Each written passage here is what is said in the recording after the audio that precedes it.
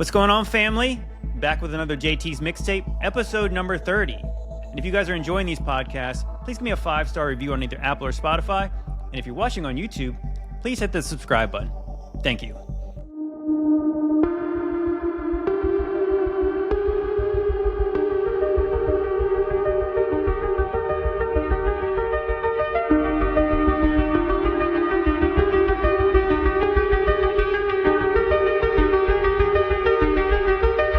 Come closer, my child.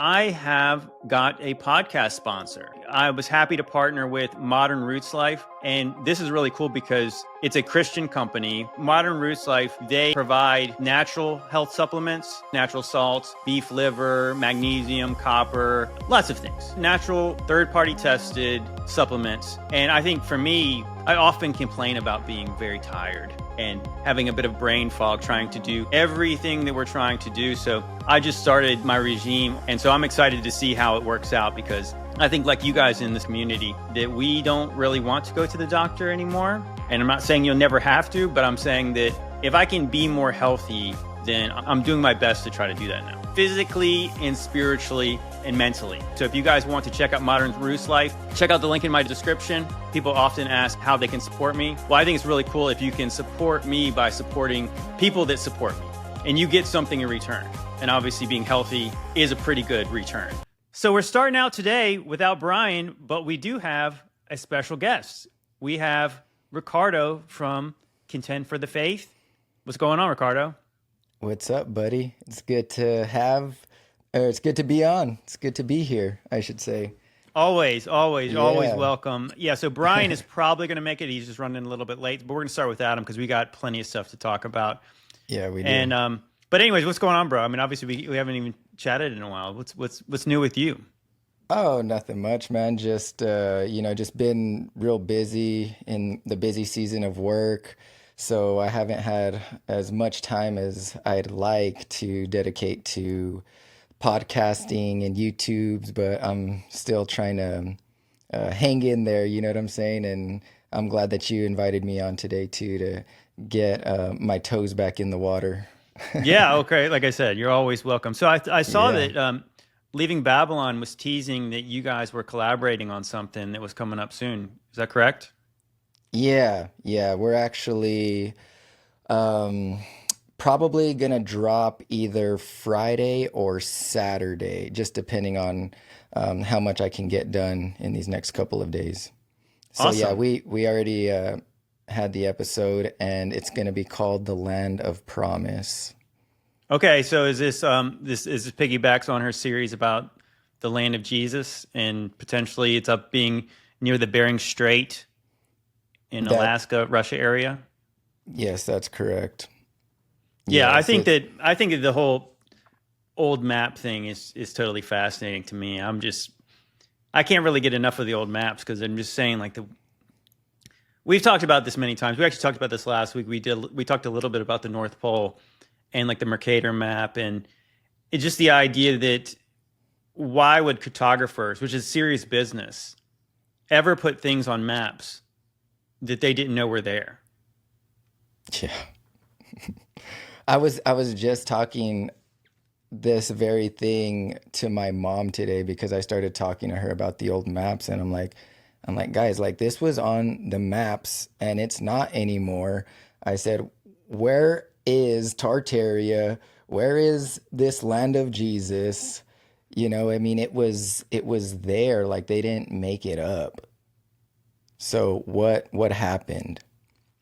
Yeah, I mean, just the land masses for sure. I mean, like the Tartaria is like, at least you could probably say, oh, well, that's, Northern Asia, Northeast Asia or something like that. So you could still say, well, it's now called Russia. When did it stop being called Tartaria? Yeah. Well, we don't know because they don't even hardly acknowledge that it ever was called that, even though the maps say otherwise. Now, when you talk about that Terra de Eso or Leso, I've seen it spelled both ways. Now, that is interesting because that does not look like it fits on modern maps, because there's obviously, and I guess that's the kind of whole point of Madeline's series on that, is that you have, what I think they say between Alaska and Russia is, what is it, 80 kilometers? Somewhere in that range? I'm not 100% sure. Well, yeah. So then, but in these maps, they're showing like this big landmass. And I think that the thing that, at least the real sus part about it, is the weird time zone differences between that part of Alaska and part of Russia. I think it's like a 21-hour difference.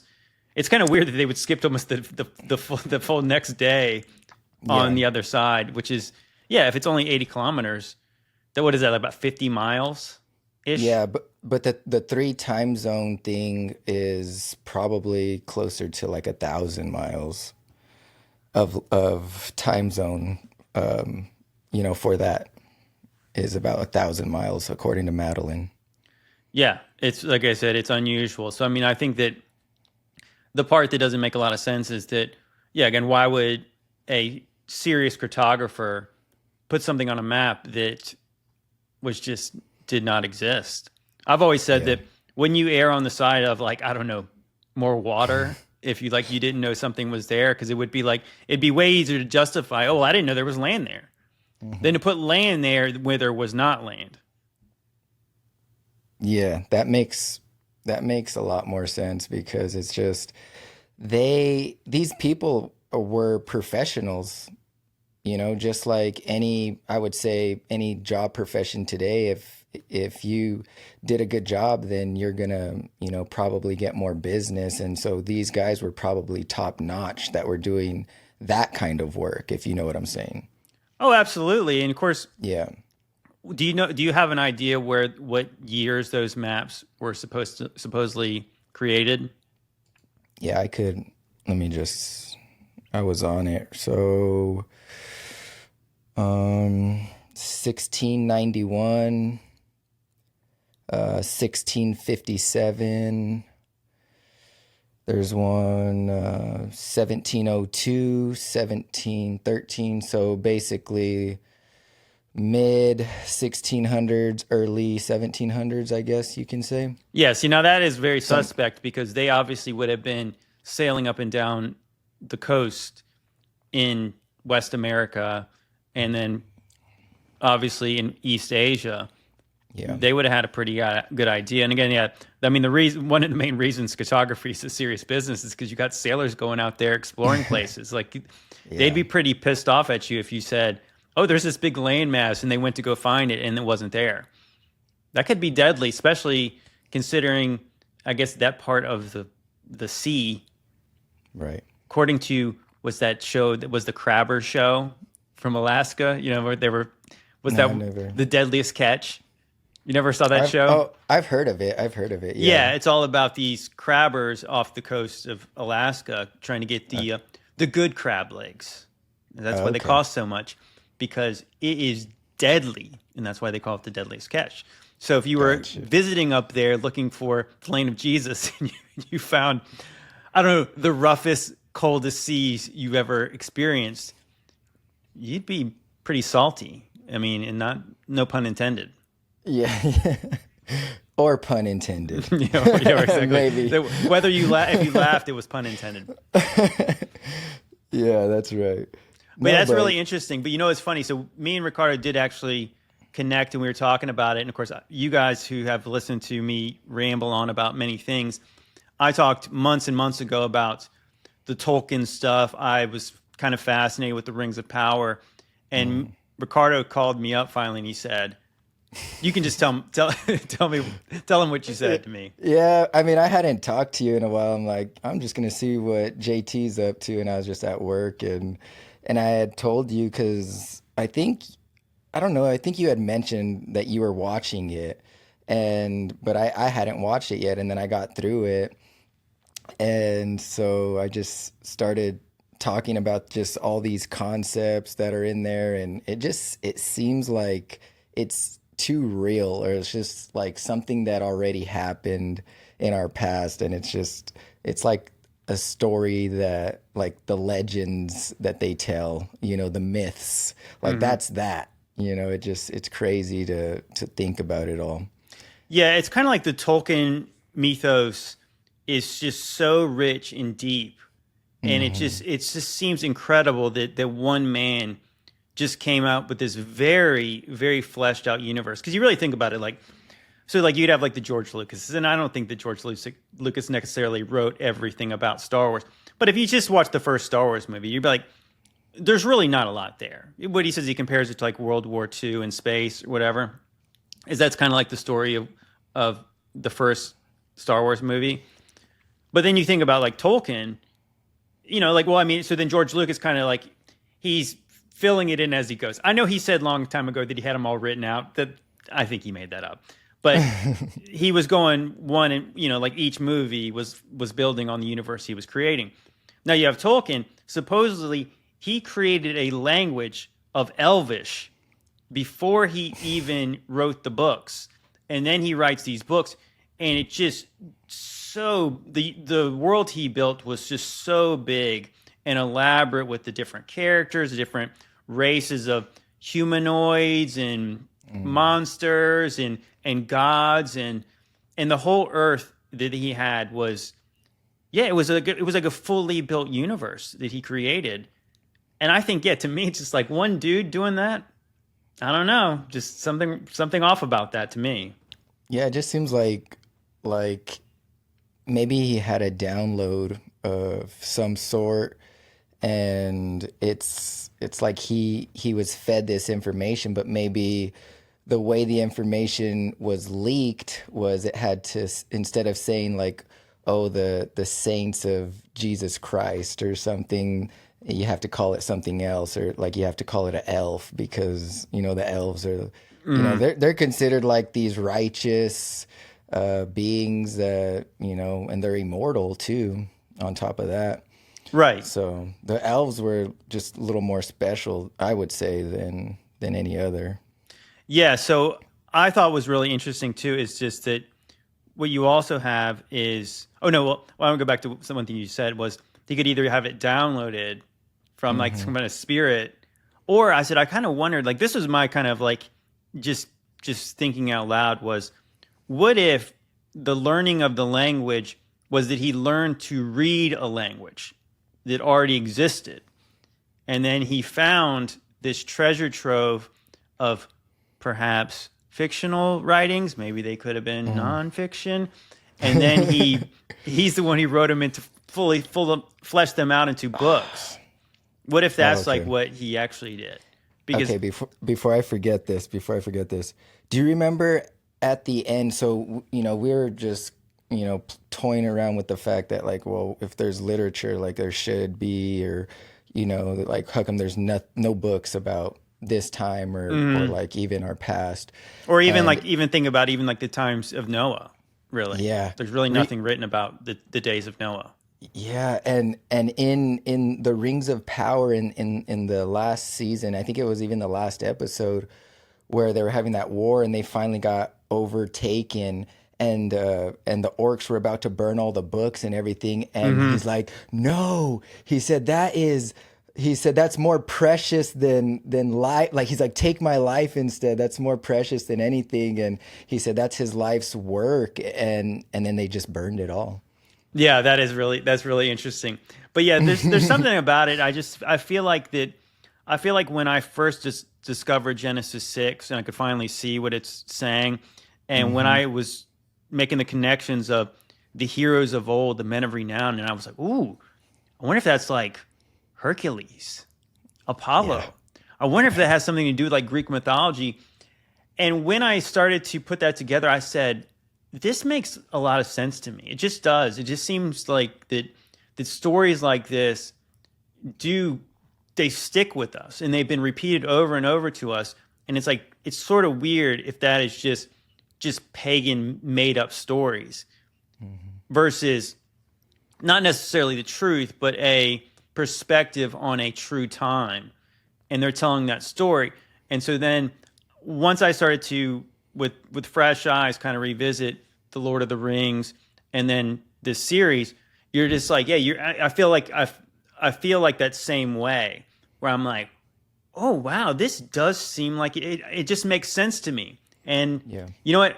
hold that thought because I'm going to premiere a video. And of course, it won't be brand new when you guys see this episode. But I just made this video. And the main reason I wanted to talk to Ricardo about this is because we were connecting, obviously, the character of Sauron in the Rings of Power series to the devil. And the way that he manipulates people does make it seem like, what if that is not fiction? So check out this video. Have you guys ever considered that the devil might be amongst us? And I don't just mean spiritually. I mean an actual physical manifestation. Like something that might resemble a man, hidden in plain sight. The reason I bring this up is because there's that show on Amazon Prime called The Rings of Power. It's a prequel to the Lord of the Rings franchise. And so the character of Sauron, the Dark Lord, he's clearly the devil character in there. Tell me your name. I have been awake since before the breaking of the first silence. In that time, I have had many names. So at the beginning of the show, he appears as something like an elf, and then his physical body's killed. And then he turns into this black goo, and this black goo possesses an animal, and then eventually possesses a person. He's a man for all intents and purposes, to most people. But obviously he's something more than that. Now it's really interesting. So eventually he turns into something that appears to be a glorified elf, like an angel of light. And through that, he manipulates people. He gets them to do his bidding. He's tricking them into doing things they already want to do in order to further his plans, to create the rings and eventually the one ring to rule them all. And I bring this up because something just resonated with me so much about that. Could the devil really be appearing to be a man right now? Like somebody that we see on TV, like a world leader. Maybe somebody less conspicuous as that. Somebody we don't know behind the scenes, pulling the strings. You know, another example of this is the first Wonder Woman movie. So this movie takes place in the times of World War I. And during this time, Diana, Wonder Woman, she believes, based on how wicked men are, that this worldwide war has to be the work of a spiritual force, the god of war, Ares. Everyone thinks she's crazy, but she was not crazy. She was correct. The god of war, Ares, was taking the disguise of some British politician. But then one day he revealed, oh yes, I am the god of war. So he manipulated the men of these world governments in order to start this massive war to grow in power because he was strengthened by all the evil that war begots. What if that's not fiction? What if that's a representation of what's actually happening? What do you guys think? Is that crazy? Yeah, it's probably a little bit crazy, but I don't know. Something about it just seems like, yeah, something makes sense about that. What do you guys think? Welcome to the show, Brian. Hey, thanks for having me, even though I'm late. What's up, Brian? What's going on, Ricardo, bro? Yeah. Good to see you. Yeah, yeah, you too, bro, you too. I saw the video, most of the video, but I know what the video said because me and JT were having this conversation before. So we were just having this conversation, which is a very fascinating subject. Yeah, I couldn't wait. I was, you know, it's funny because I actually was praying to God, probably even this morning. It was either this morning or yesterday. And I was just saying, I've really not been very inspired to make any kind of shorts in a while. And it was just like, I didn't even think about it. And I was just like, after Brian and I talked today, I was like, I'm making this video. I'm like sitting in my office and I was just, I'm going to just talk and just see where it goes. And I was like, yeah, I thought, yeah, it makes a lot of sense. Of course, I said I talked to Ricardo about it last week? Last week, yeah. Yeah. So Ricardo, what are your thoughts on that?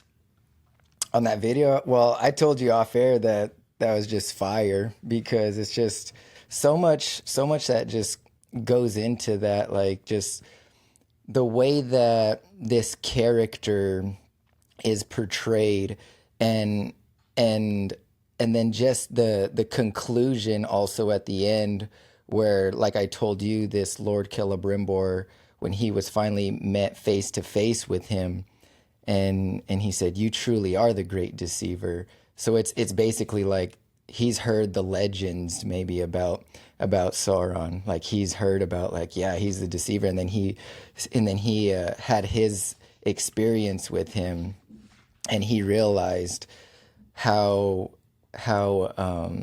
like deceived that he was, and then probably just felt betrayed after, in a sense, because he was just used just for the purpose for him to get what he wanted, in a sense.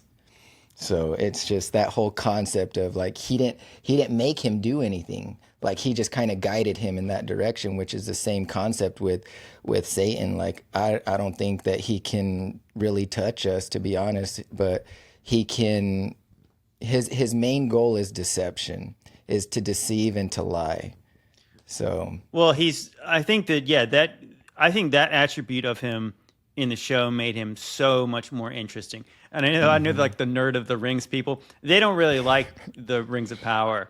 But I would say overall there's a lot of crap in that show. But that character is just fascinating because it does really ring true to me, like in the same way that the serpent deceived Eve. He deceived her in a way that she wanted to be deceived, where she made the choice. So it's not straight out that he's like completely forcing you to make the wrong decision. He's like letting you do it.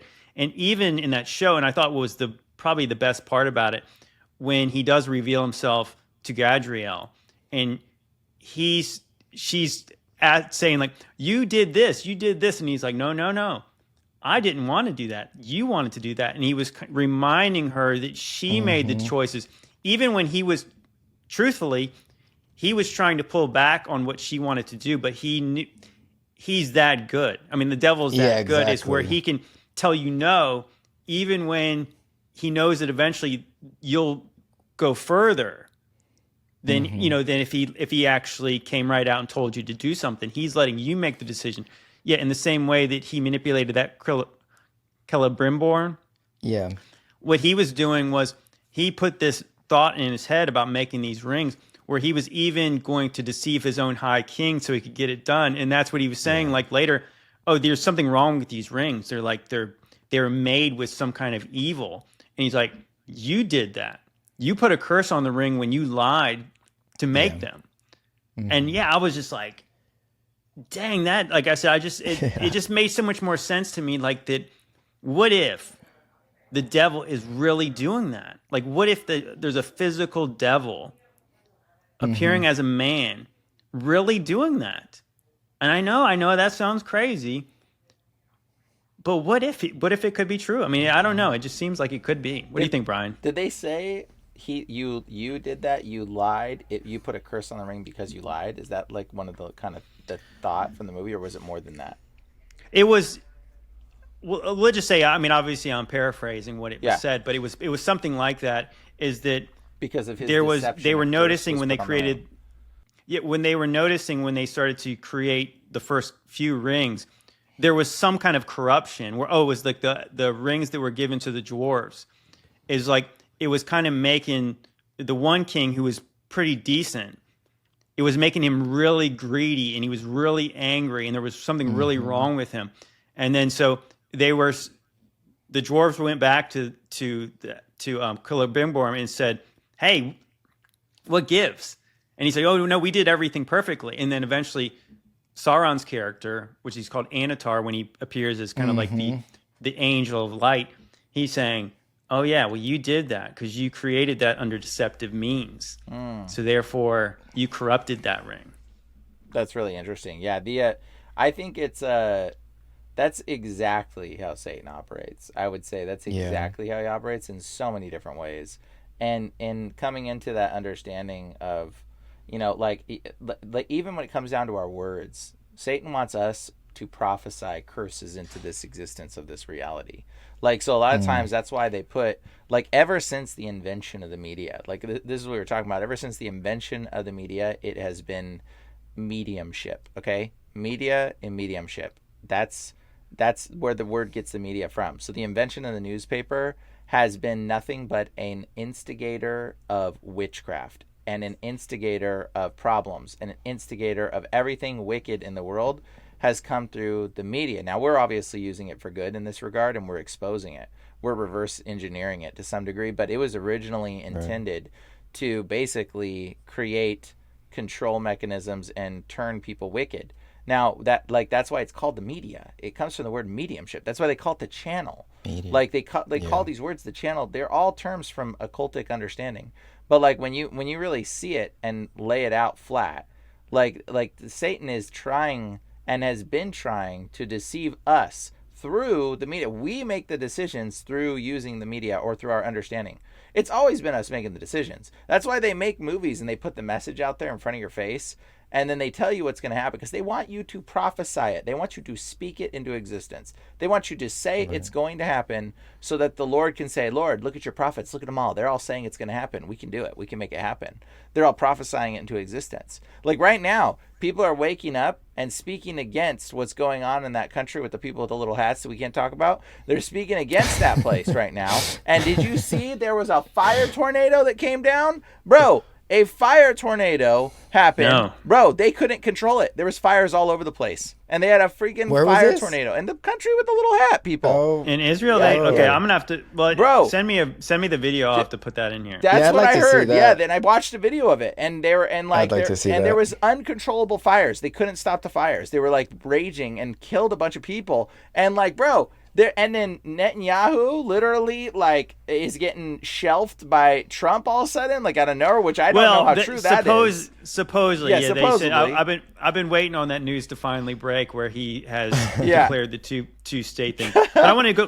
Go back to one thing you said. One thing you said though is that here's what I believe, especially now, the more I've kind of looked into this and thought about this, is that, like, so under the new covenant, obviously we have this law written on our hearts, right? Mm-hmm. And Brian, you've talked about this a lot, that when you feel guilt for something you did or something you did not do, that creates sin. Like, that's a sin. Because if you did something that was wrong, I mean, like, we're not talking about abominations to the Lord kind of bad, but like things that you later regretted that you did it, but you didn't know it was wrong.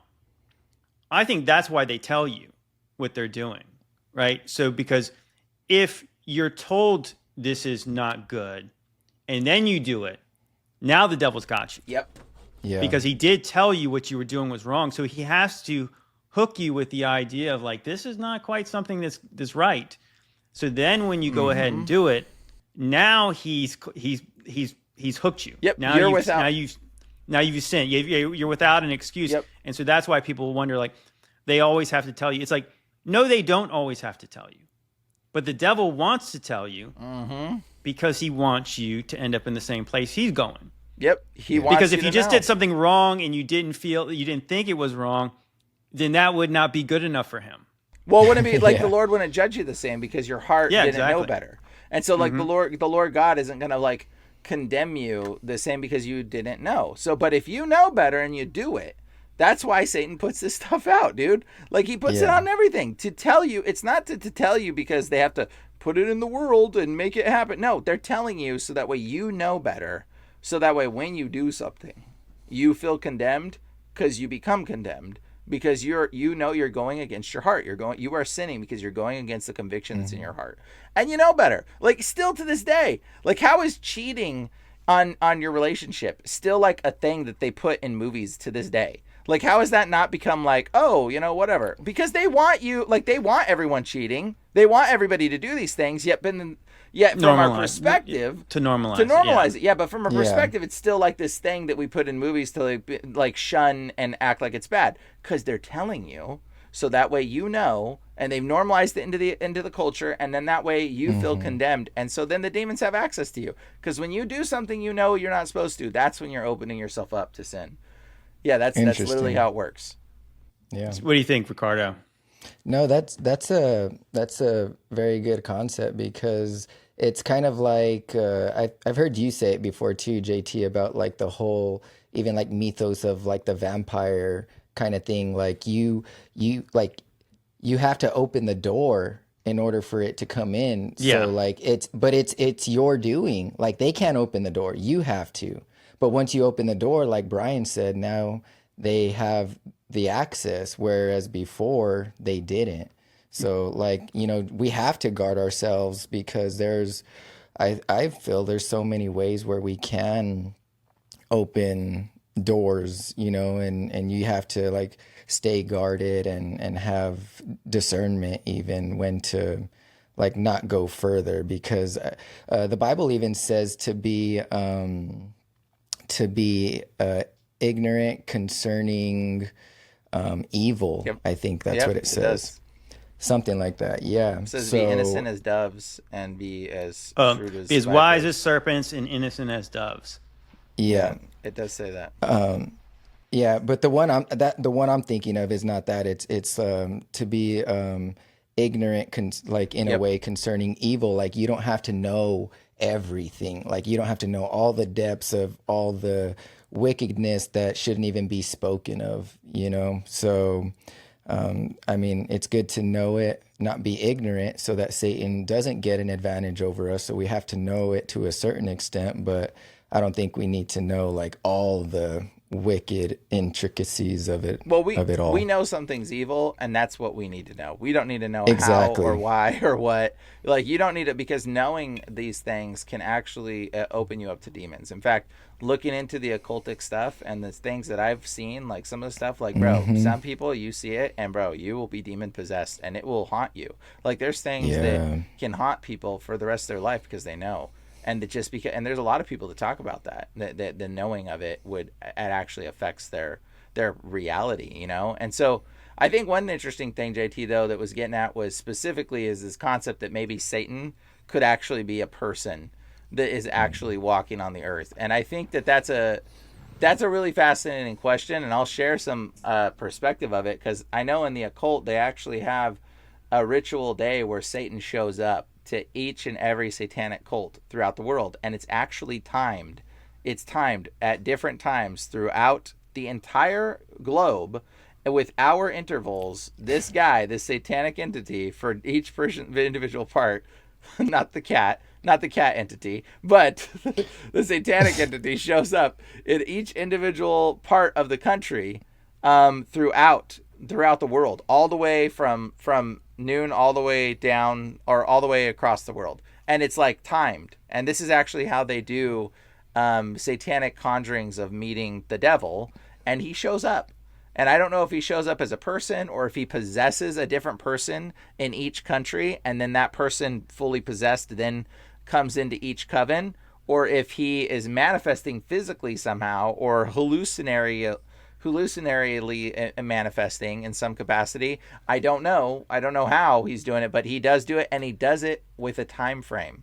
So at a certain time, at this hour, at this hour, at this hour, this location, this hour, this location, this hour, this location, throughout the whole world. It's a world effort of manifestation of experiencing Satan. So JT totally could be a physical bodied individual that's I think he's whispering into different people's ears, is my personal perspective, but he could be somehow physically manifesting as an individual, as an entity, as a person that's subtly suggesting things to each individual person. Well, the one really interesting part in there too is that I mentioned that in the series, in season 2, episode 1, they kind of show back to before the events of season 1. And yeah, he kind of has this more elfly look, and his physical body is killed. And then he turns into black goo. And so we all have talked about the black goo and the culture. And you have, like, from Billie Eilish, you have Doja Cat, you have things like Venom. Yeah, I was gonna say the Spider-Man 2, or was it Spider-Man? Yeah, 2 well, movie? yeah, all the Spider-Man movies that have Venom in it. Yeah, so you even have, like, in the Prometheus movies, like the Alien franchise, the black goos in that. But so I wonder if that is. We've long assumed it's just associated with demons, but what if it's not just demons? What if it's the head bad guy could possess somebody through that means? I don't know. It does seem like if the devil could obviously control other people through demons.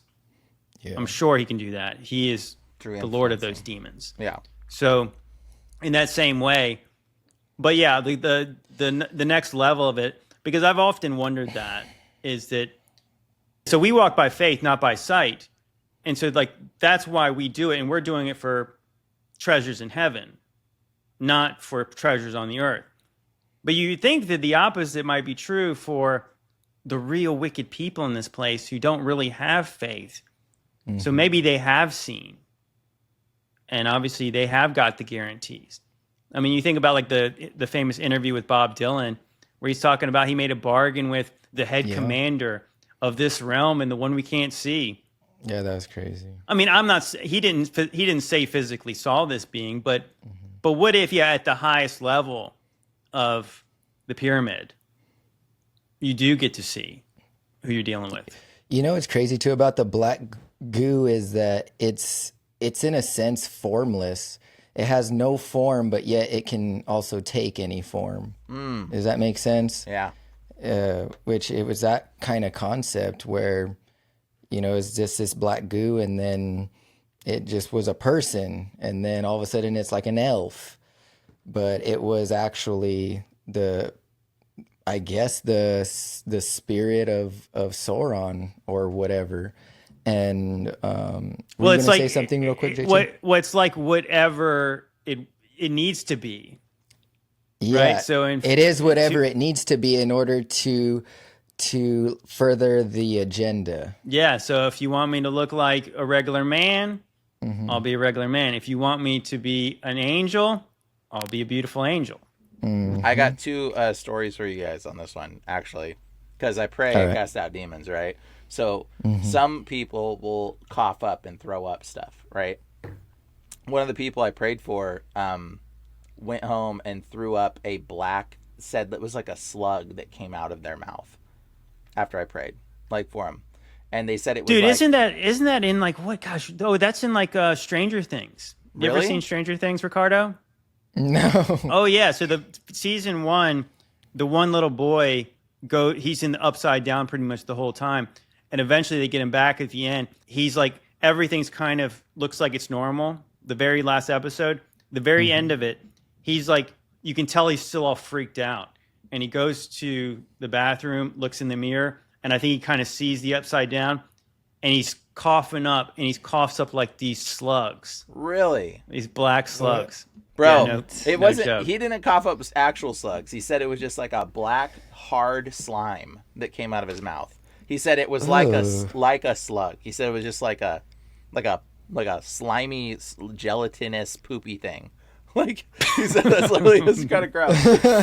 But that's pretty disgusting, right? Like, so he threw this thing up. That's way disgusting. After he got prayed for, bro, he went home and threw this thing up. Okay, so that's number one. And number two, also this other anecdotal story that I just heard from one of my friends was telling me about this. Like, I was explaining to him that like Zeus is like an embodiment of Satan. Okay, so we're talking about a physical body entity. So like Zeus was some informed physical body of Satan, but throughout time, he possessed, after he lost his physical body, his spirit remained on the earth, and he went around possessing different people throughout time. And I believe Zeus possessed multiple Neros, Caesars, all the Caesars. He possessed them all, and he possessed everybody all the way up to Obama. Like Obama literally gave a speech in front of Zeus's the Temple of Zeus. He literally gave a speech there. And it's like, if that's not indicative of the fact that Zeus has embodied Obama, then I don't know what to tell you. Because he was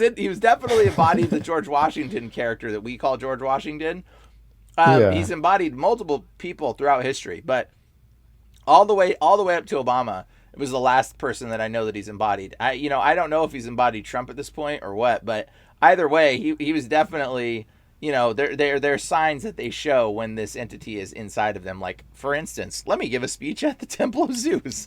Like, it's a pretty clear thing. But the interesting story, I was telling my friend of this, and then he was like a skeptic of it, right? And he's like, that's really weird that you mentioned Zeus. He goes, I've been doing, because he does like research on certain individuals, and he does kind of conspiratorial research, but he investigates, right? And he goes, I was looking at ancestry.com. He goes, and I was actually following the bloodline of this certain individual that I was investigating, and their last name is this, and I followed it back, and it went back, and it went back, and it changed, the name changed, and then I followed it back further, and it went back, and it changed again. And then I followed it back, and then it went to Zeus and to Kronos on Ancestry.com. He goes, it shocked me So bad. Was he investigating the Bush family? No. But he said it was so. He said it was so ridiculous when he saw it because mind you, he's not fully a Christian at this understanding, and so he was like seeing this on it. He's like, they're screwing with me. So he showed his wife, and he was like, look at this, and she's like, yeah, that's so weird. Like, and he saved the link on his desktop, and he would show people just because he thought this is hilarious. Like these families supposedly go all the way back to Zeus and Kronos on Ancestry.com. It literally says it. And then he said one day he clicked the link to show somebody and the link broke and it said this link is no longer active, and he tried to follow the line back again to see it, and it blocked him at a certain rate.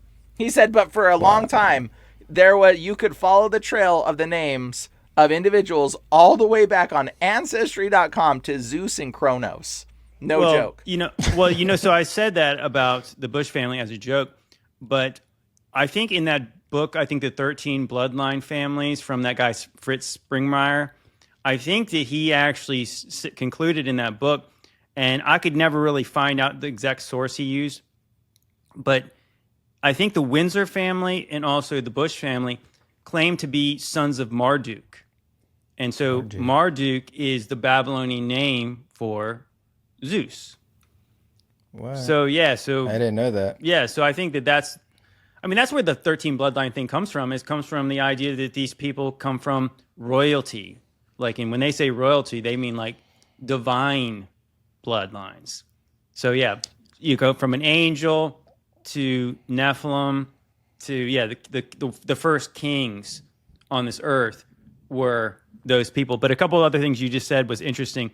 So in the second and it's part of that video, Royale, by the way, it's Royale. L is Elohim, so it's Royale. A Royale with cheese. Yeah. But sorry. So if you guys at the end of the video, so of course you have Ares, who is the son of Zeus. Mm-hmm. And so again, what I thought it's interesting about that whole mythos in the Wonder Woman movie was that Ares, through war, gained strength. So kind of what you're saying about the media, which could obviously, Ares is clearly another avatar for Satan. If he is strengthened by wicked stuff that happens in war, but also like the media kind of pumping this stuff out there, it promotes fear. And I do believe these demonic entities feed on fear and negativity. 100%. So that's another thing, the reason they'd put that stuff in the media so we would start to repeat these things. And we would be afraid, and therefore these entities gain power. And then I think that a lot of, just real quick, I think that a lot of even, popular YouTube channels have gotten really big by pushing fear as well, mm-hmm. but like through the Christian angle, and they're feeding it back that way, Oh yeah. Those are obviously our biggest critics in the little season camp, because we're not telling people to be afraid all the time. Yeah, we don't subscribe to the fear status. We're like, cast those demons out. This stuff's over. Get over it. Yeah, but God has not given us a spirit of fear, so I don't think we should be promoting fear. No. It's just like at all. Like we've been given, not the spirit of fear, but of power and of love and of a sound mind. Yeah. So, yeah, I mean, have you guys ever read Ezekiel 28 in the Bible? Because that that's your chapter about the devil. Yeah, so like I'll just read it because I think it's fitting for what we're talking about. Just the concept of like what you were saying, JT, is like, could he be a manifestation of like a person that looks just like a normal human being, like to us, but there's something obviously greater than that. But this is Ezekiel 28, and I'll just start at the beginning. And it says, "The word of the Lord came again unto me, saying, Son of man, say unto the prince of Tyrus, Thus saith the Lord God, because thine heart is lifted up, and thou hast said, I am a God. I sit in the seat of God, in the midst of the seas. Yet thou art a man, and not God, though thou set thine heart as the heart of God." So like even that right there, it's saying that this is a man, but he is he's the prince of Tyrus. Yeah, but when you get down to the king of Tyre, it's definitely not a man. But I'm saying like this man, he's obviously lifted up with pride, just like a lot of these kings, like Nebuchadnezzar also. But here, this is still the same man. Behold, thou art wiser than Daniel. That's interesting to me. The prophet of God. Yeah. And Daniel was the interpreter of all of these dreams that we still wonder about today. He was the wisest of the wise men in Babylon. Yes. So that statement right there is no small statement for the Lord to say, Well, so wise is a think, serpent, and the serpents are the. They're obviously they know something. Thou art wiser than Daniel. There is no secret that they can hide from thee. With thy wisdom and with thine understanding, thou hast gotten thee riches and hast gotten gold and silver into thy treasures. That's interesting too, because from the wisdom, they're able to manipulate people into getting themselves riches, because it's saying, with thine wisdom and understanding, thou hast gotten riches. So like, it makes you wonder, you're talking about all these families. Knowledge and power. Yeah, that's why ultimately they're pretty much all Gnostics. Is they think through knowledge they can gain salvation. Yeah. And obviously he gains lots of other things through that. Yeah. I mean, I could keep going if you want, or get into the part where, like I said, when he gets into the king of Tyre, it's like you can definitely clear like this shit. It's like the dramatic shift where you start to get into who the devil is. Well, the prince of Tyre is like, the prince king is like different than the king of Tyre to some degree. The name. Well, I think it's kind of interesting in the way that. Well, it's like the Fresh Prince of Bel Air. Princes are often the kings of men in the Bible, because it's like you're a prince, you're over a principality, like you're over a territory, because it does seem like that the princes and kings are kind of interchangeable when they're discussed in the Bible. Back in the day, princes were higher than kings in some stuff I was reading, but I'm not 100% sure about that. Well, it obviously talks about the prince that's one to come when Jesus comes. And he's the Prince of Peace. I mean, he's more than just a prince. What's that? Michael is a prince. Yeah, Michael's also a prince. Yeah, Michael. Yeah, you have like the princes of these certain territories. I think that's where you get like principalities. They are above them. They're the godly figure in this area. I would I would agree mostly with that. Yeah. Yeah, but the principalities and powers also, how the Bible rulers, says in authorities. Ephesians. Rulers, authorities of this world. So yeah, it kind of encompasses several things. So yeah. You want to continue to read? Son of man, take up a lamentation upon the king of Tyrus, and say unto him, Thus saith the Lord God, Thou sealest up the sum, full of wisdom and perfect in beauty. Thou hast been in the Eden, the garden of God. So that's very telling right there. So you know that this is something different. This is not just any ordinary man. That's why I've always drawn the comparisons and contrasting that with the way Isaiah 14 is written, because when you see this, it's like there's no doubt who this is, because from our perspective, in the Garden of Eden, we know God was there, we know Adam and Eve were there, and then we know there was one other character ever mentioned in the Garden of Eden. And it was a snake. It was the serpent. Yeah. Well, serpent possessed by Satan. So. Well, we don't really know how it happened. We just know that he's the serpent. I mean. Yeah, I guess. And Gadriel. We know Gadriel was in there. Galadriel. Yeah, that's interesting. We need to go deeper into the Lord of the Rings stuff, or the Tolkien stuff.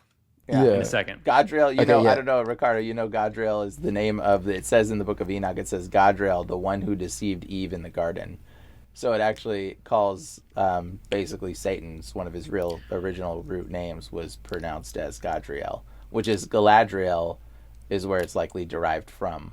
Galadriel, is the woman elf who's deceived in that. So there's sort of some irony there. That's her name. That's interesting. Yeah, that is. Okay, so let me just continue and then we could get into that. But this is verse 13.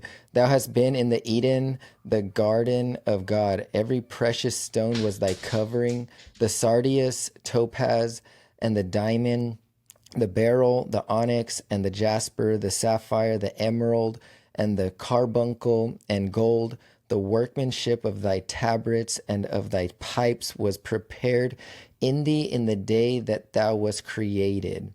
Thou art the anointed cherub that covereth, and I have set thee so. Thou wast upon the holy mountain of God. Thou hast walked up and down in the midst of the stones of fire.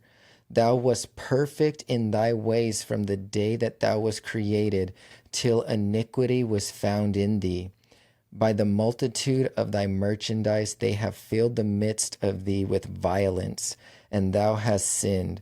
Therefore I will cast thee as profane out of the mountain of God, and I will destroy thee, O covering cherub, from the midst of the stones of fire. Thine heart was lifted up because of thy beauty. Thou hast corrupted thy wisdom by reason of thy brightness. I will cast thee to the ground. I will lay thee before kings, that they may behold thee. Thou hast defiled thy sanctuaries by the multitude of thine iniquities, by the iniquity of thy traffic. Therefore will I bring forth a fire from the midst of thee. It shall devour thee, and I will bring thee to ashes upon the earth in the sight of all them that behold thee. All they that know thee among the people shall be astonished at thee. Thou shalt be a terror, and never shalt thou be any more. And I think that's it right there, because it's going on to another one. But yeah, that's very interesting. Yeah, that's the devil. That Yeah. is Sauron. Which I found was really interesting is if you did know a little bit about more like the Tolkien mythos. So ironically, if you guys don't know, Sauron is not the ultimate baddie in Tolkien's universe. He actually served the first Dark Lord that was more powerful than him, which was Morgoth, or I think they called him Melkor, which is interesting. Was it Mordor? It's Morgoth, and I think that supposedly Mordor was named for him. And so it was fascinating because his other name was Melkor, which sounds an awful lot like what the Phoenicians worshipped in Tyre, which was Melkart. Melkart was another name for Hercules. Just interesting. But what I found interesting was almost like that Sauron once served him, and then he was put in a pit. It's almost like, what if like Azazel or one of those first ones like Semyaza was kind of like the big first baddie. Yeah. And then afterwards you have more of a deceptive being. It was like those, like Morgoth ruled through just brute strength and power. Right. But that's kind of not what we know about the devil's MO. He is more like, he's a liar. Yeah, he's very crafty. He's very deceptive. And so that I don't know, it just kind of made sense to me. And one thing you said, Brian, earlier was that you were talking about how that Zeus lost his physical form. Well, in the Tolkien mythos was that Sauron multiple times had lost his physical body, and it took him a long time to manifest physically again. Right. But yeah, he was, because he was both a spirit, and then but he took a fair form. But then at one point he was unable to take a fair form. So it does kind of seem like, I don't know. It just seems like the depth of the Tolkien universe is just, I don't know. It just like, there's so much of it that makes me think like that this comes from either an adaptation of like kind of Christian mythos mixed with some other stuff, or it was like, this is this own separate story and they just changed the names around. They changed the places around a little bit, but this is not fiction. Well, you know that J.R. Tolkien actually didn't believe that his stuff was fiction. He actually pulled some of his narrative from, like, he talked about the trolls, and he talked about historical context related to trolls, about their feet being short, I believe, and small, like, and being soft, like goblins' feet are apparently soft and liable to be hurt. So he actually believed that some of this stuff was real and he was going based off of lore and stuff that he learned, things that he knew, things that he understood. And so the interesting part about what he was talking about when he references the things that he was learning, knowing, and talking about to be true, when he was referencing a lot of it, he would say, I think this is how it is. And it was almost like he was saying it's a thing that's real.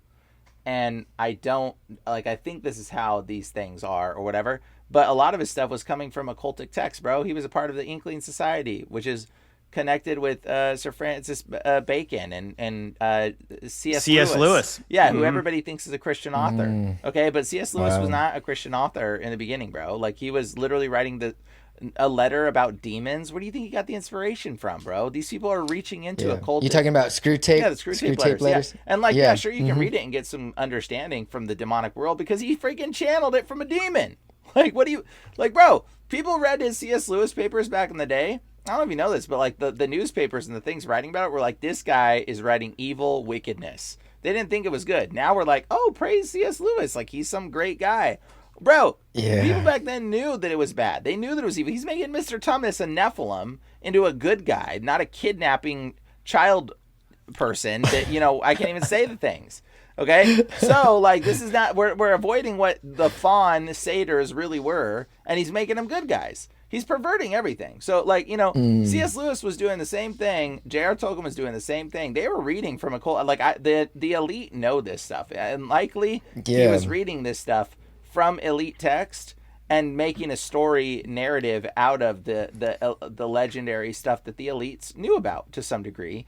And that's where I think he was getting it. Or he was channeling this from demons. Straight channeling this. He was doing some type of seance thing. And the interesting thing about Satan having a body, I'll say one more thing, is that Satan, I think, used to have a physical body. And I think there is ways to conjure an empty vessel for an entity, a skinwalker, if you will, or some type of spiritual being to take over or hijack a person's physical body. I think there's ways of doing that. I think there is ways of achieving that type of thing, and that's what the demons have been working towards doing. Is creating the technique or creating a suitable vessels, like all of ourselves becoming suitable vessels that the demons can easily manifest and manipulate and control, take over. And I think that's what a lot of what they're trying to do with a lot of things in this world. Isn't it kind of like that same concept too about in the Matrix where the agents, they can be in everyone as well, depending if you're the right vessel too, you know what I'm saying? So it's that true. Same thing. Dude, it's in every movie, it's in every show, it's in everything we watch. When you understand demons and you understand how Satan works, every movie is just a ripoff of the reality that we're all experiencing. It's honestly just this is a stupid ripoff. This is I know. It's so true. You know what? So I made another connection. I was listening to something about Tolkien today. And so I guess the greater world of Tolkien's universe is called Arda. And this is not maybe a direct comparison, but somebody in the comment section on one of my videos told me to go watch this episode of Star Trek The Next Generation. And I think it was something like The Devil Owns or something like that. And so it was this obviously far away planet where this being that was called Ardra, and she was the devil.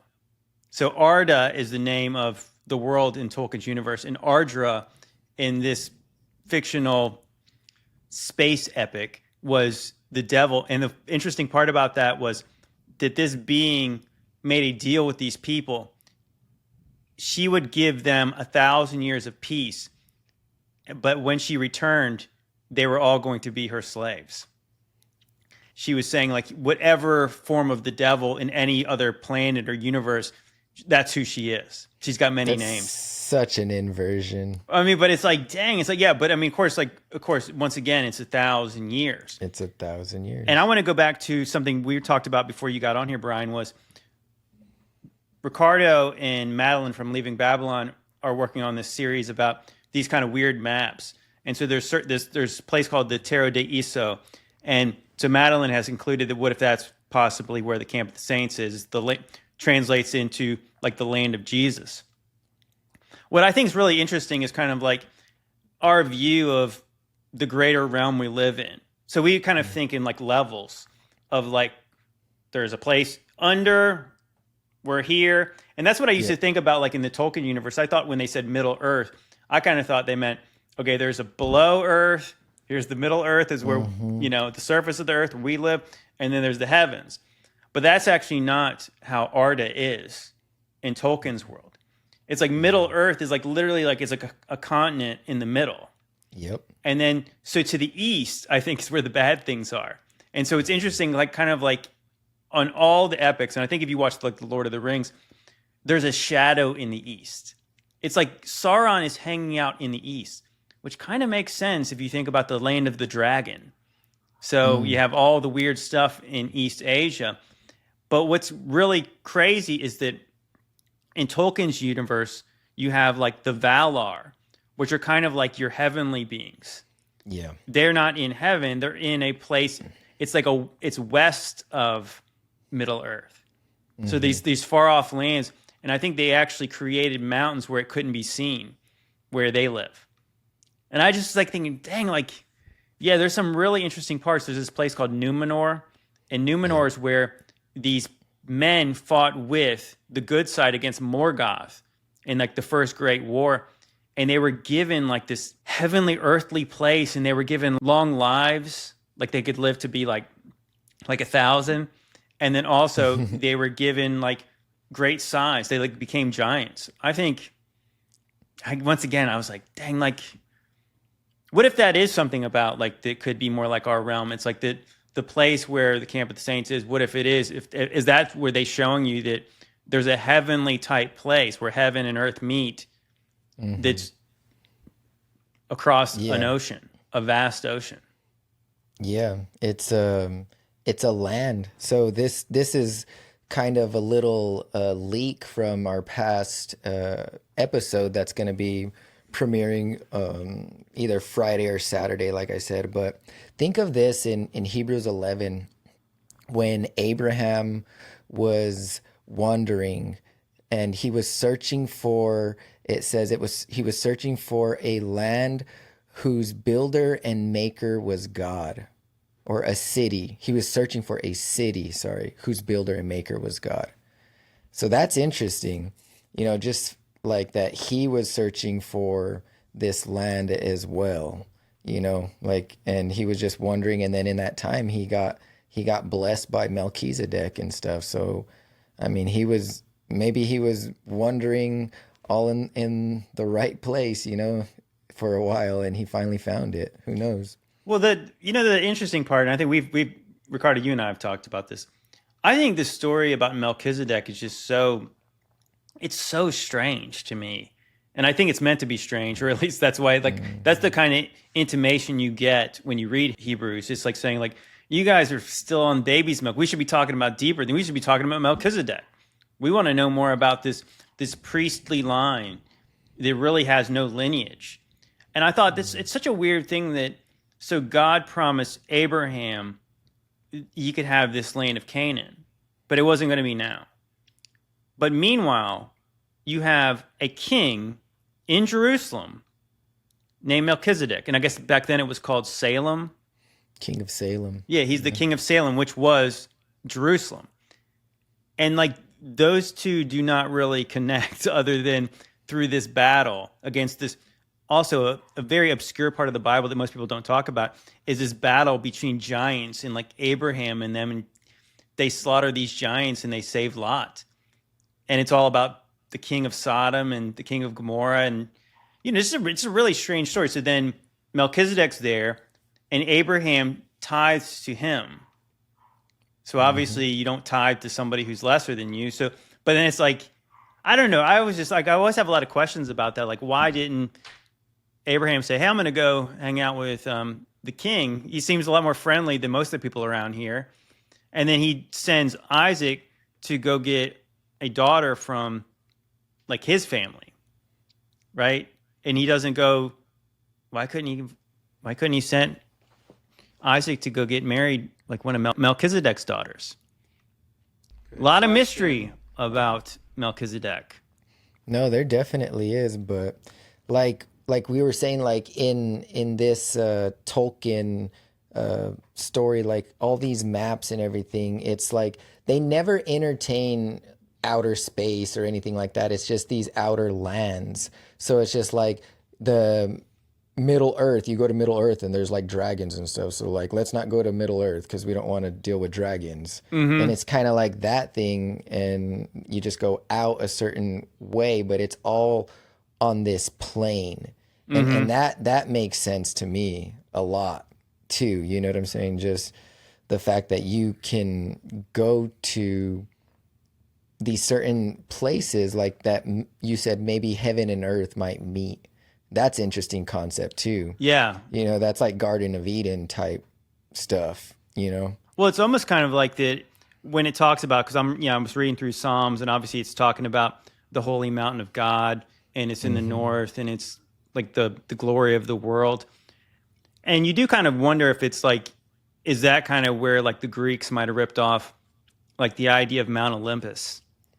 It's like the mountains were associated with heaven, because obviously you're at the top of the mountain. Who could live at the top of some mountain where, you know, regardless of the climate, where you get to the top of a super tall mountain, it's going to be cold.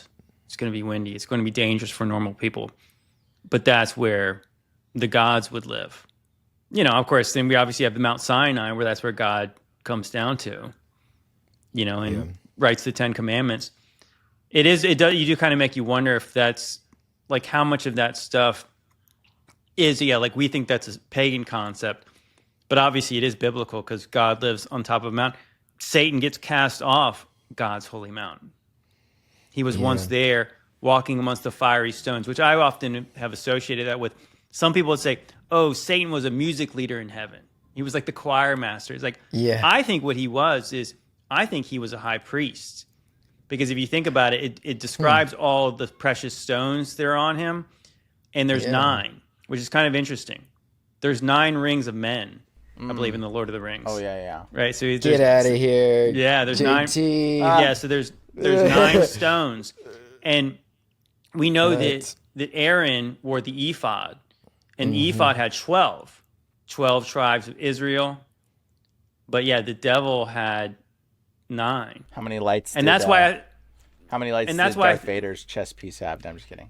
Darth Vader said, we have to count the buttons. It was probably 9. It's probably 9. But yeah, so if you think about it, though, like walking amongst the fiery stones, there's a story, I think, was it in Isaiah? Is it Isaiah 1?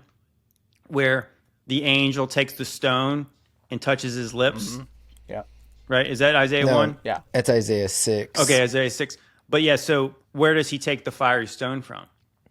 He takes the coal off the altar. Yeah, for the altar. So I wonder if that is the fiery stones he was walking amongst, like the altar of God in heaven. Because what if that's his ephod? That he was like a high priest until he got cast out of it. He profaned his sanctuaries and he got cast out. Yeah, that's it's like priestly language and stuff, you know, within the temple and stuff like that. Yeah, that's interesting. I never thought about that before. That's very interesting. Yeah, but what I was going to say, you know what? So what's interesting as well is that maybe I'll show this Wonder Woman video. I know I shared a little bit of this, but this is JC's mixtape. I guess we're supposed to show some videos in this. Not just talk the whole time. Hey guys, I have to run. I have to go again. Okay, no worries. Well, thanks for joining us, Brian. Thank you. Sorry. All right. I feel bad. Okay. We love you, Brian. All right. Love you, bro. Later. Right, goodbye. Later. How strong is Ares in Wonder Woman? Ares, also known as the god of war, is one of the 12 Olympian gods in the DC universe. He is the son of Zeus and Hera, making him Diana's half-brother. Firstly, Ares derives his strength from war itself. The larger the scale of conflict, the stronger he becomes. In ancient times, Ares gained unimaginable power during a great war, and even Zeus himself needed to help him wield a weapon. His strength was so great that he injured Darkseid with a single strike. After the war, Ares' power waned with the absence of conflict, so he manipulated humanity to start wars, killing several gods in the process. In Wonder Woman, set during World War I, Ares disguises himself as Sir Patrick Morgan. He reveals his true identity to Diana, hoping to corrupt her, but she resists. When Ares fought Wonder Woman, he could manipulate objects at will, was nearly immune to harm, and even rendered Wonder Woman's god-killer sword to ash. Despite Ares' power, Diana taps into her divine heritage, defeating him through strength and will. Yeah, the only reason I really wanted to show that was, of course, I think it's really interesting showing. If you ever saw the first Justice League movie, they showed this gigantic battle at the beginning where all the Titans and all the races, the Atlanteans, the Amazons, they all fight against Darkseid. Which, like I said, just like Thanos, I think Darkseid probably represents our god. But the other really interesting part about that was, so Wonder Woman and the Amazons, they live on this island, and the island is invisible to most people. So it was like the character that I forget his name, that she ends up falling in love with, this man. His character accidentally flew his fighter jet or fighter plane into that area. But of course, it makes me think again about, like, we talk about maybe like the holy city, the holy land. What if it was something like that? What if that's kind of what they're showing you, is that this place is cloaked? It's like you could get there, but like there's almost this fog and this mist, and you can't see it until you accidentally stumble upon it. It does make you think, like, there's this island of like gods, and it's all Greco-Roman and crazy. It's like Wakanda, really, is what it is. Is just like in the movie where it's like they got this city and it's cloaked as well, and you can't see it until you go into this little passageway. And I really think that that's not beyond something that the Lord is capable of doing at all. Like, it's totally possible that would happen. Well, right. So you just wonder where some of these stories come from. Yeah. Like, why? Where does that come from? The idea that Wonder Woman lives in a place that's invisible to most people until they can not just accidentally stumble upon it. Yeah, and even think about it like this too. If that same concept, I mean, let's just play around, for a minute or whatever. Oh yeah, this is JT's mixtape. We can do anything we'd like. Yeah. Okay. Yeah. So just that concept of the war there at Wakanda, and it's actually surrounded by like a force field as well. Like, so it has a protection. Yeah. Like, and it's protected. So like, what if that's like a play out also of like the final Gog and Magog war, where they surround the camp of the saints? But like, that's kind of how the camp of the saints is, though. It's like, it's got a force field around it. It's protected, and it's, it's like Wakanda. You can't see it. It's cloaked. Well, in Infinity War, that does seem like what's happening. So, of course, we know it's all kind of inverted. But, yeah, so Thanos' troops are like these crazy monsters. And they're like gnawing at the force field trying to get in. Yeah, they're like the orcs. Yeah, right, exactly. Yeah, there's so many, again, like in the Lord of the Rings, you have all the battle of these orcs that all surround the place that they're at. Mm-hmm. Yeah, it does kind of make you wonder if it could be something like that, where in Wakanda, they kind of have this technology that's built from this thing that basically fell from heaven, right? It's some kind of this alloy that's kind of, and then there's kind of crazy plants there.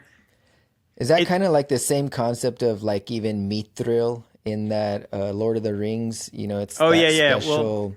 Well, yeah, and so in the Rings of Power, I think it's a little different, I think, in the books, but yeah, in that it was like mithril came from this, I think it was maybe it was part of the Valar, or if he was this really good elf, and he was fighting what they call a Balrog.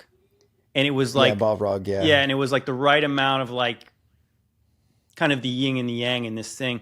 And I think that they were fighting over this, I want to say might have been around one of these, like they had these magical trees. Interesting, and I think where the Valar live, there's two divine trees. Where have you heard that story before? Yeah. The tree of life, tree of knowledge of good and evil. Talks about both of them in Enoch. But yeah, so they fight, and I think there's this lightning bolt hits, and then this kind of whatever this essence was went into the earth, and it became some kind of alloy. And then that's what the dwarves were mining, and that's what they made the rings out of. So it was like this heavenly alloy. Yeah, yeah, and that's actually what saved the elves' lives. If you remember, they were their leaf was withering or whatever, right? If it was dying, and then the mithril actually saved them. So that's I don't know. It's just all the concepts of this. It just seems like we said, it just seems real, and it seems like it's the same story that keeps repeating through different things. Like, you brought up the Avengers, and then we were talking about like the same concept of that too, and the Matrix, and it's just like all of these. It just seems like it's the same story. Yeah, it's a repackaging of a real old story. And so even I know when we talked on the phone, it was pretty interesting. In episode 1 of The Rings of Power, they're showing of this old battle. Mm-hmm. And so the elves were peaceful until they had to fight. And so they were fighting the armies of Morgoth. And lots of the elves were dying, like beyond number. There's a scene of all these stacked helmets. And it's this massive stack of helmets. And it looks like what I got vibes of, and I know Ricardo did too, it's like the catacombs. Yeah. It's so eerily, neatly stacked, representing this death. And I think, the catacombs is another thing. We need to kind of delve into that probably in detail soon, but that's such a weird thing, because it's like we have talked recently on the podcast about the lack of graveyards compared to how many people would have died over the past, I don't know, since the beginning of time. And it seems like that all the graveyards around where we live seem really old. Because I don't know about you, but I've never seen a new graveyard being started in my lifetime. I've never heard of them running out of room in the current graveyards, which doesn't really make a lot of sense if you think about the population boom, supposedly from 1800, supposedly 1 billion people worldwide. Now there's over 8. There'd be a lot of dead people in between. There would be need for a lot of new graveyards. So then you go back to places like under France, you have, I don't even know how many people represent all the bones that are so eerily placed under there, so neatly, so like, I don't know, like what if that is a remnant of like a big war, like an Armageddon type war? You know what?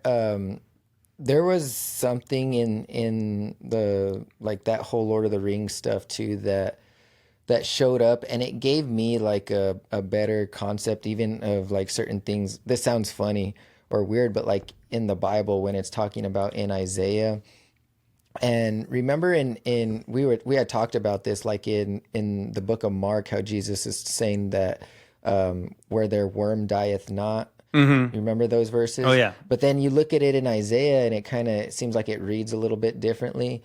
And it's just like basically like a pile of bodies, and they're all like burning. You know what I mean? Yeah. And it had that same concept. No, but it had that same concept like in the movie too.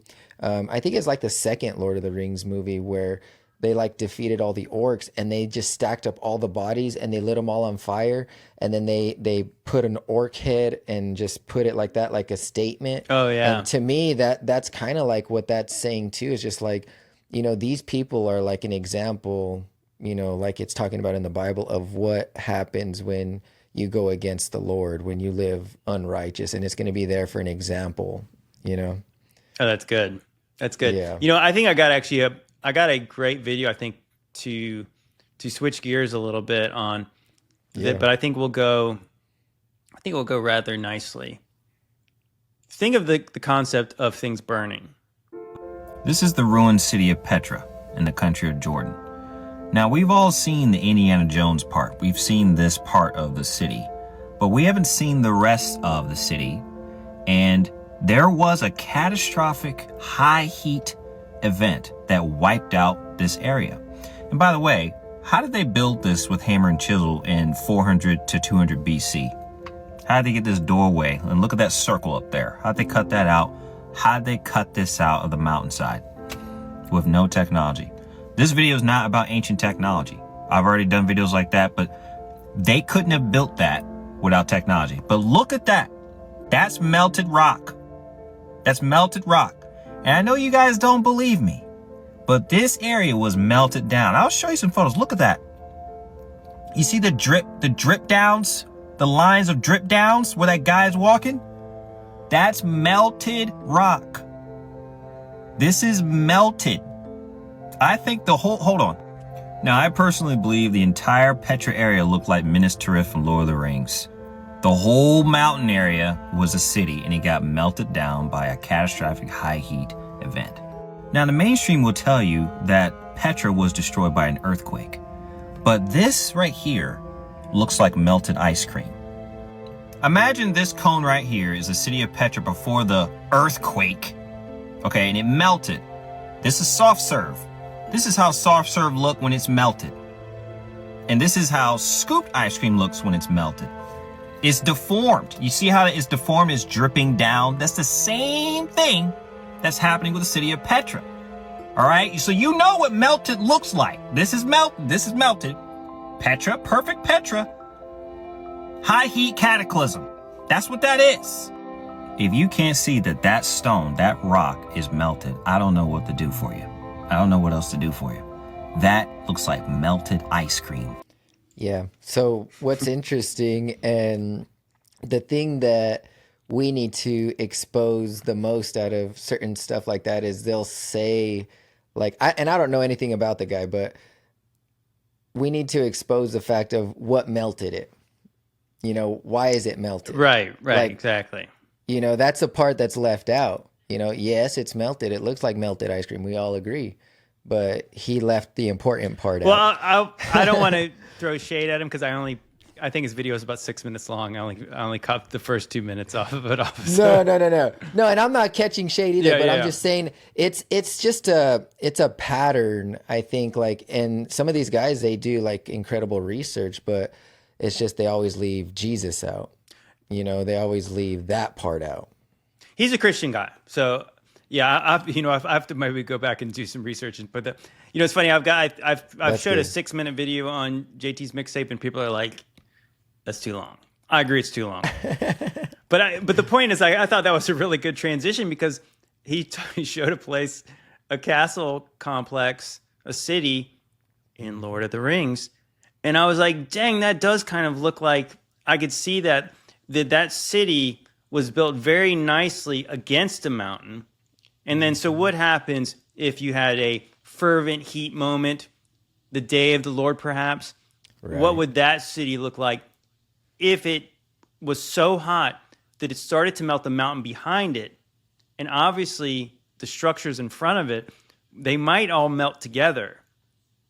And then you would not be able to discern between what was the original mountain and what was the structures, because I think Petra is very fascinating. Oh, and by the way, so Derek Olson, Stargate Voyager, I'll put the link in the description again. He's going, I think, next March, the end of next March, to Israel and Petra. He's going to visit Mount Hermon and everything. I so want to go. So if you guys want to go to that, if enough people go, I'm definitely going to go. So I'll put the link in the description. Yeah, you hit the link, and I think code Stargate2. But yeah, if you guys check that out. But yeah, I think that's why the boots on the ground stuff is important, because yeah, he's right. When you see the famous Last Crusade thing from Indiana Jones franchise, you see the one door, but like when you pan back, come on, guys, they didn't carve out part of that and then leave the rest of it just looking like crap. It looks like it's showing pockets of preservation. It is. Amongst whatever happened to that place. And you know, because you've been to some of these places like in DC and stuff. And one thing that I learned is that a lot of these buildings are basically, they're made out of pure marble. And so, you know, what would that look like when it melts? You know, I would picture it like what we're seeing in those pictures as well, Yeah, right. Because if you think about obviously the kind of materials that are used to build buildings now, if fervent heat got it, it'd be ash. There'd be nothing left. Yeah, there'd be nothing left. It's a reminder of the Lord, how he says, your reward, like, what is it going to be? Is it going to be wood, hay, stubble, or is it going to be something that can be preserved through the heat? Like, that's a cool concept too, because the stuff we build today, it's going to get incinerated, but like left. even that video that you just showed, I mean, it was still partly preserved even through whatever that fervent heat cataclysm was, Yeah, 100%. Because you think that very clearly they used to build out of stone. Stone being the stuff that mountains are made out of. So it would take obviously a lot of heat to melt mountains. But yeah, Brian and I, the wife and I have been twice now to the Valley of Fire in Nevada. And yes, you see like stone that looks like it dripped. It looks like that's what you see. I mean, so was it really melted? I have no idea. I do think it's kind of interesting that all the really significant places around the earth that have that red mountain look. And those are some of the ones that look melted. And of course, you think about in the old world research, a lot of people have made the connections with the red brick and some kind of ability to store energy in the red bricks. So what would red bricks look like if, I don't know, it's like 1,000,000 degrees?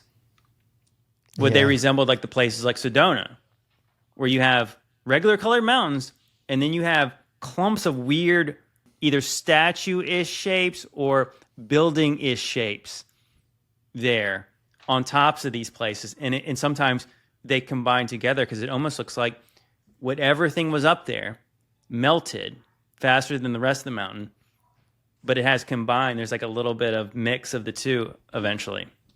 Yeah, I think that anyone who doesn't entertain the idea of that God came back for judgment in the last day with that fervent heat in the Meltology group, I think they're really doing it a disservice, if you know what I mean, because I think that's very important information to not leave out, especially if you're getting into Meltology. Yeah. Something makes the most sense anyway to me. Well, I mean, what else could do that? I mean, I think that's why some people who do the old world research, they think there's advanced tech that could have done that. If they had advanced technology that was for good, maybe they had advanced like weapons. a Deus weapon or something like that. They possibly could have. And I guess I can't rule out that they did. But yeah, to me, from a Christian worldview, I think that we don't really have things that melt mountains now. Mm-mm. So it does seem like that's an act of God if a mountain melts. But to play devil's advocate a little bit, we read about the days of the Lord in the Bible, not ultimately just being one day of the Lord, because there's days of judgment coming upon places. So there could be a localized event, which is interesting, I think, because just for argument's sake, let's say that where Israel is where Israel is. And so where Petra is, geographically, that's where you would say Edom was. So Edom, I think in the Old Testament, it mentions a couple of different times about this fortified city that's in Edom. What if that is Petra? And what if that suffered a day of the Lord before, greater Israel and the rest of the Roman Empire was judged? So that place could have been melted even longer ago. There's also another example, I think, is it Zohan in Egypt, that God, I want to say either through Ezekiel, it's either Ezekiel or Isaiah, they prophesied judgment on Zohan. And Zohan used to be, or is it Zohan or Zoar? It's Zohar, sounds more familiar to me. Well, I think there's both. There's one of them's mentioned in Genesis, and the other one's mentioned and through the prophets. And so that there's going to be the day of the Lord's going to come to this place. And that's the place where you see there's these massive megalithic statues and stones, and everything is just destroyed. things look like there's these sphinxes, like they're scorched, and parts of like a foot that's like 8 feet long. And it's like, that's all that's left. There was once a statue there, but it's gone. And so in the Bible, it prophesied that place was going to be lit up, and it got smoked. There's evidence it got smoked. Yeah, that's definitely a common denominator with God and his judgment, if you think about it, like with Sodom and Gomorrah as well, you know. So, I mean, he said he wasn't going to destroy it anymore by water, but it seems like fire is his new choice after the first original flood, if you think about it. Yeah, 100%. So, with that being said, let's watch a old world video. Okay, you guys, are we in ancient Rome, or is this a high school in El Paso, Texas? As unbelievable as it sounds, this is El Paso High School. Very Romanesque. And of course, there's no construction photos. This is what we got. It was one of the first things here in El Paso. They say they built this high school for $500,000, right around $10 million in today's money. And the last graduating class in El Paso before this enormous high school went up was 2 students. They had 2 high school degrees, and they were like, we need a lot more. Let's build a Roman castle real quick. I'm hoping it's becoming obvious to everyone just how fake our history is. And our very recent past has been completely lied about, leaving all history up to question. It should really give us pause about all of our current narratives and what we think we know about the world and about our world history. I think it's a history of founders, not builders, quite clearly. That there are magnificent and possible structures all over the world with incredibly shady histories. Just case in point, this is a recent high school built in the 60s in El Paso, and look at it. Looks like a very normal high school. So I think the academics took over everything in the early 1900s. They rewrote all the history books and gave us a cultural lobotomy, caused us to forget our true origins. And I'm really hoping we're all waking up to the reality that we're all in. That we have a glorious past as a species, incredibly enlightened past that needs to be rediscovered. Absolutely time for a new renaissance where people with real critical thinking skills can actually piece together our history. And I'm so grateful for all of you who interact with my post and share and are just doing your own research. Someone sent me this building. I would not have known about this if it wasn't for you guys. So let's just keep blowing the lid on this whole narrative. I do believe it's a numbers game, and inevitably this cat will totally come out of the bag, and it will never go back in. What do you think would happen if enough people like realized about our history that it's just been a complete, utter fabrication? Like, what if there was enough uprising about that? I wonder. I don't know. I hope to find out.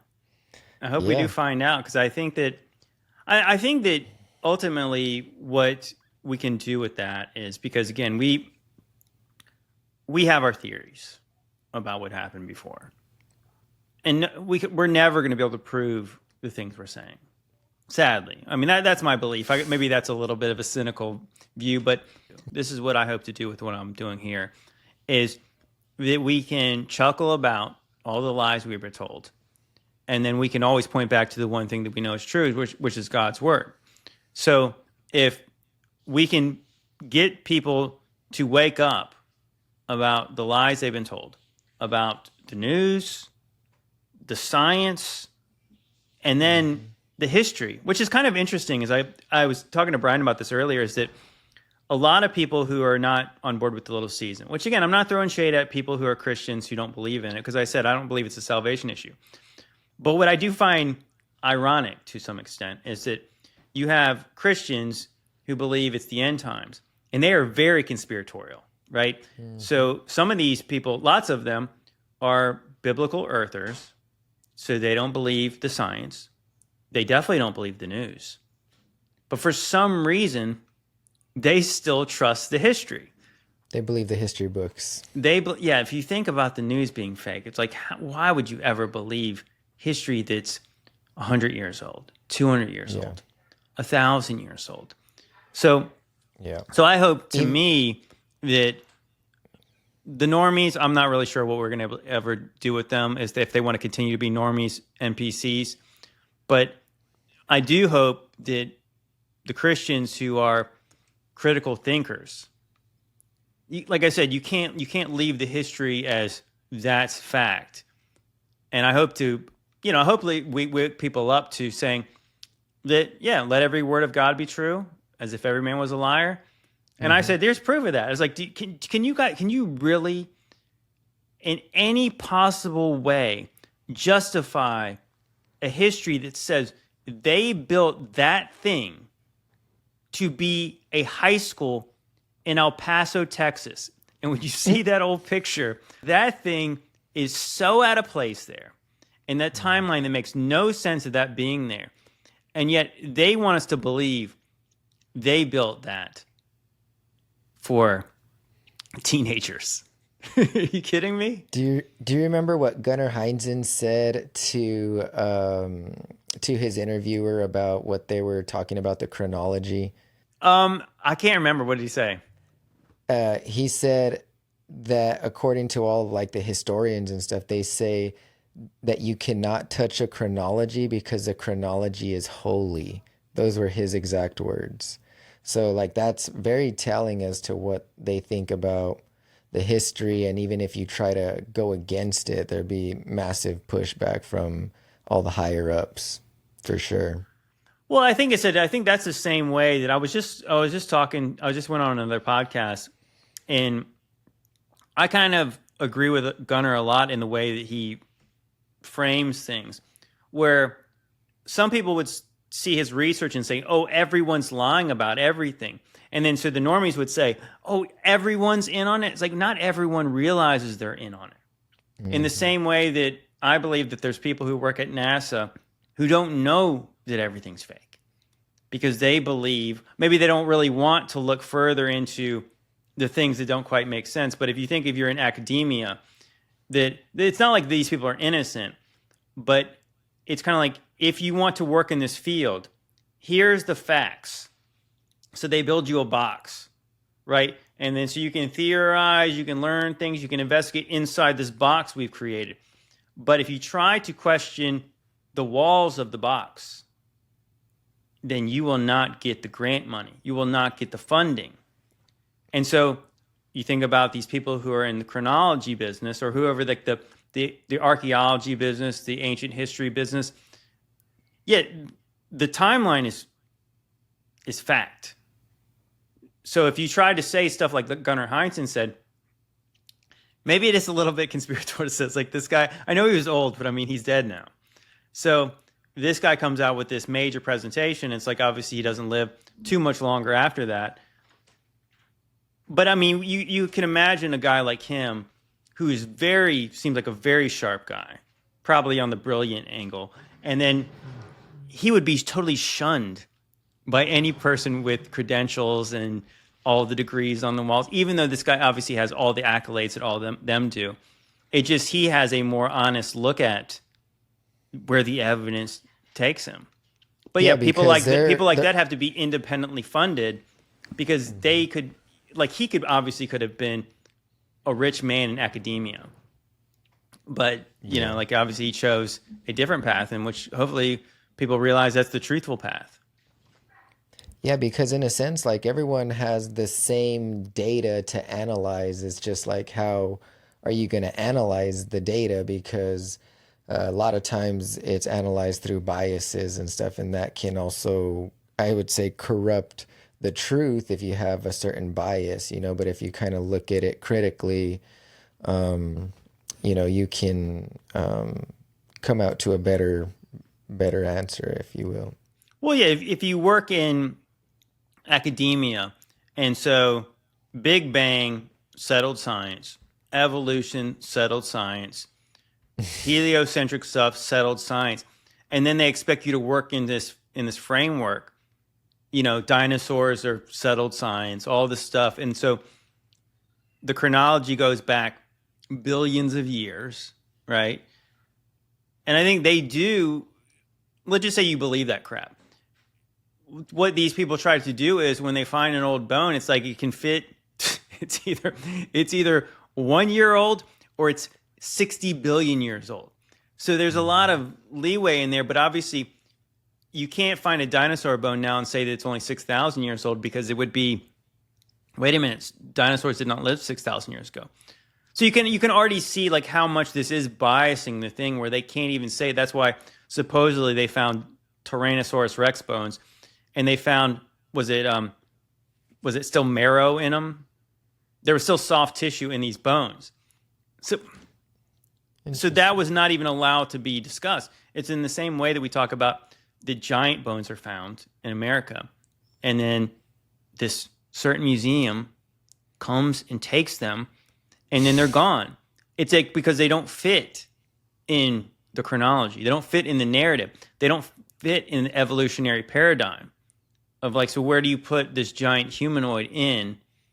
And again, that's why they had to come up with dinosaurs. Right, I think so. I think the dinosaur bones, either Nephilim bones, maybe dragon bones, maybe something like that. I mean, I'm not saying there weren't big monsters. I think there were.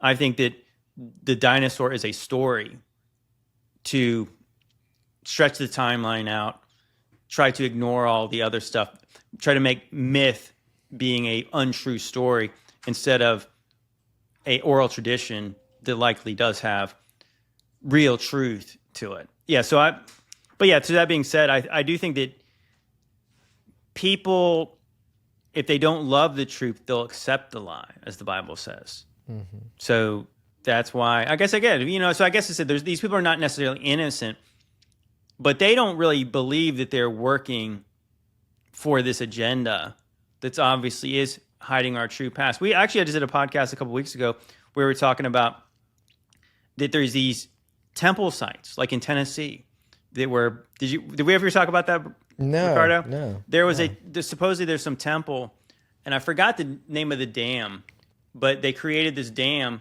that flooded which archaeologists said could have been like an Egyptian type temple in Tennessee. So it's under some lake now. People don't know about that. No. Yeah, we did. We talked about it on JT's mixtape probably a couple of months ago. But yeah, it's kind of like that. Megaliths in America don't make sense because there were only people living in teepees here. So in the same way, those things are flooded. There's like 98,000 dams in America. So you imagine there's 98,000 flooded valleys in America. So what are under those lakes? Maybe lots of things that just do not fit in the story they tell us. And that's why they're hidden. Or like a yellow brick road, like in Madeline's video. Well, there's also that thing that seems like what they call it the Bimini Road. It's off the coast of Florida that looks like a road that's under the water. Yeah. Yeah, that's interesting because it's just like we don't even know how our terrain may have changed after judgment. Oh yeah, I mean that's the thing. Is like people have said that too. Is like when they question us about, okay, so Revelation happened. What about all the islands being moved out of their places and the mountains being laid flat and all this stuff? And I was like, can you reliably say you know what the topography looked like in the days of Jesus? Because as far as I know, as far as I know, they didn't have a world map then. At least that's what they tell us. Right. I'm sure they probably did. We just have not seen it. So if it was different than it is now, would that not fit the narrative? And yeah, and there's tons of things. There's Roman things that are under the Mediterranean. There's lots of things that are under the water now that they just say, I don't know how it happened. Oh, you know what's funny? So somebody sent me in the comment section, they sent me a link to a video about how somebody was saying that Rome got buried. It is so retarded. I mean, this is like one of these accounts that have millions of subs on YouTube. So what they try to say is, it's the same thing they said, I think, in the story of Seattle. It insults my intelligence so much that they expect me to believe this. So what they say is, so there was a great fire in Rome, but in 64 AD, kind of interesting. They talk about Rome burning, right? We're just told it's because of Nero somehow. Around that time too, right? Right, around the same time that Jerusalem was destroyed. Kind of interesting. So what they were saying was that, so these Roman buildings were burned down. And so what they did, instead of removing the debris, they just added sediment. They just buried over them and built on top of them. Okay, this is what this video actually said. And I saw so many people saying, oh, this makes so much sense. That is the stupidest thing I've ever heard. That is so ridiculous. Why would it be easier to bring in, I don't know, like millions, maybe even billions of pounds of dirt and sediment to cover over a place? Because unless all the buildings are built on hills now, you have to bury the whole city now in order to justify covering over this one.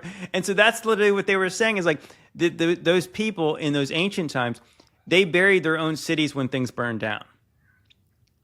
That don't make any sense. That seems like impossible, because where's all the sediment coming from? Unless there's a big bunch of holes around the city. But no, so that's the first mainstream explanation I've got about why the stuff in Rome is buried. Is because they intentionally buried it. Yeah, but that's hilarious too, how you said, like, do you honestly think you knew how the topography looked in Jesus's time? And it's like, even according to your timeline, it was 2,000 years ago, and you speaking now, you're what, maybe 40, and you like know everything, or what? I guess. No, I mean, I don't know what they think. That's what I'm saying. So I think that's like going back to your original question about what would happen if everyone started to question this stuff. Right. Then they might more likely to believe what Jesus said in the way that he said it. It's really amazing. Actually, I got clipped on this other video, and I won't show it today because I think this will just go too long. But it was really interesting that I did a live stream calling it This Generation. And so I was referencing all the verses that Jesus was talking about this generation. And the very first verse I used, because this is actually what gave me the idea, some sister in the comment section, actually I did a Q&A, and she was asking about Matthew 1, and maybe that was a clue to the generation. And so, yeah, you read Matthew 1:1, and it says, the generation of Jesus Christ, the son of David, the son of Abraham. So that's the first verse in Matthew 1. So it might give you a clue what Matthew 24, when Jesus said, this generation. Which generation? The generation of Jesus Christ, because that's what the book is. That's literally what Matthew 1:1 says. The generation of Jesus Christ. The book That's of the one that mattered. The book of the generation, right? So every reference to this generation likely is the generation of Jesus Christ, because that's why he was there. So that being said, so somebody was clipping my video, and literally when they got to that verse where I was saying that, they were saying that's actually not what it says. They're actually saying, oh, it's the genealogy of Jesus Christ. I said, he pulls it up on the screen. Maybe I should just share this. I should share this. You should watch this. I haven't seen it. You got to watch this. Go ahead. The best way to understand a book is start from the very beginning. So we're not going to go straight to Matthew 24. We're going to read Matthew chapter 1. Matthew chapter 1. Verse 1. Okay. And so if you go into Matthew chapter 1, verse 1, it says, the book of the generation of Jesus Christ, the son of David, the son of Abraham. Yep. Okay, so it's the book of the generation. Mm-hmm. Yes. Okay? Actually, it's the genealogy. It's pretty easy to understand. Actually, it's not the book of the generation. It's the book of genealogy of Jesus the Messiah. So it's talking about Jesus' genealogy. It's not about the generation. Two different things. Makes me smile. So he's mixing the two up. Stand right? Which generation? Jesus' generation. No, Jesus' genealogy. If everybody doesn't believe me, there we go. The genealogy of Jesus the Messiah. There's a difference between the genealogy and generation.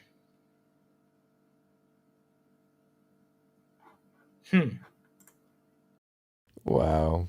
Some people. He didn't read the verse. He read the title. He read the title of the web description of whatever Bible website he was using. I mean, but like, you know, it's crazy. I mean, I was like, you know, the thing I thought about that, dude, I was like,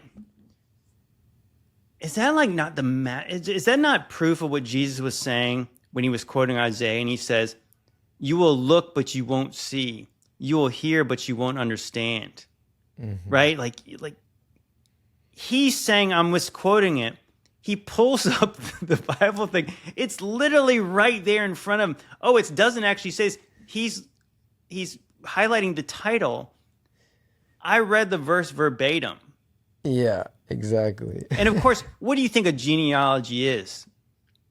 A genealogy is all the generations. Is all the generations of these people. I mean, literally, if you go down later in the thing, it says that there was 14 generations between Abraham and David, and then there was 14 generations from David to Jesus.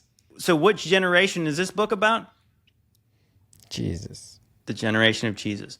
So it's almost like the cognitive dissonance is amazing. Mm-hmm. But it's because these people, still, this guy over here, and like I said, I'm not trying to throw shade, I'm not trying to embarrass the man, but he's a flat earther, right? He would say he's a biblical earther. So he doesn't trust the science. He doesn't trust the news. And yet he trusts the history for some reason. And that has put on him spiritual blinders, where literally the whole point of that Bible study was to show you that I don't care what you believe. I'm telling you, this is what this says. Right. I'm telling you that Jesus is saying this about this specific generation.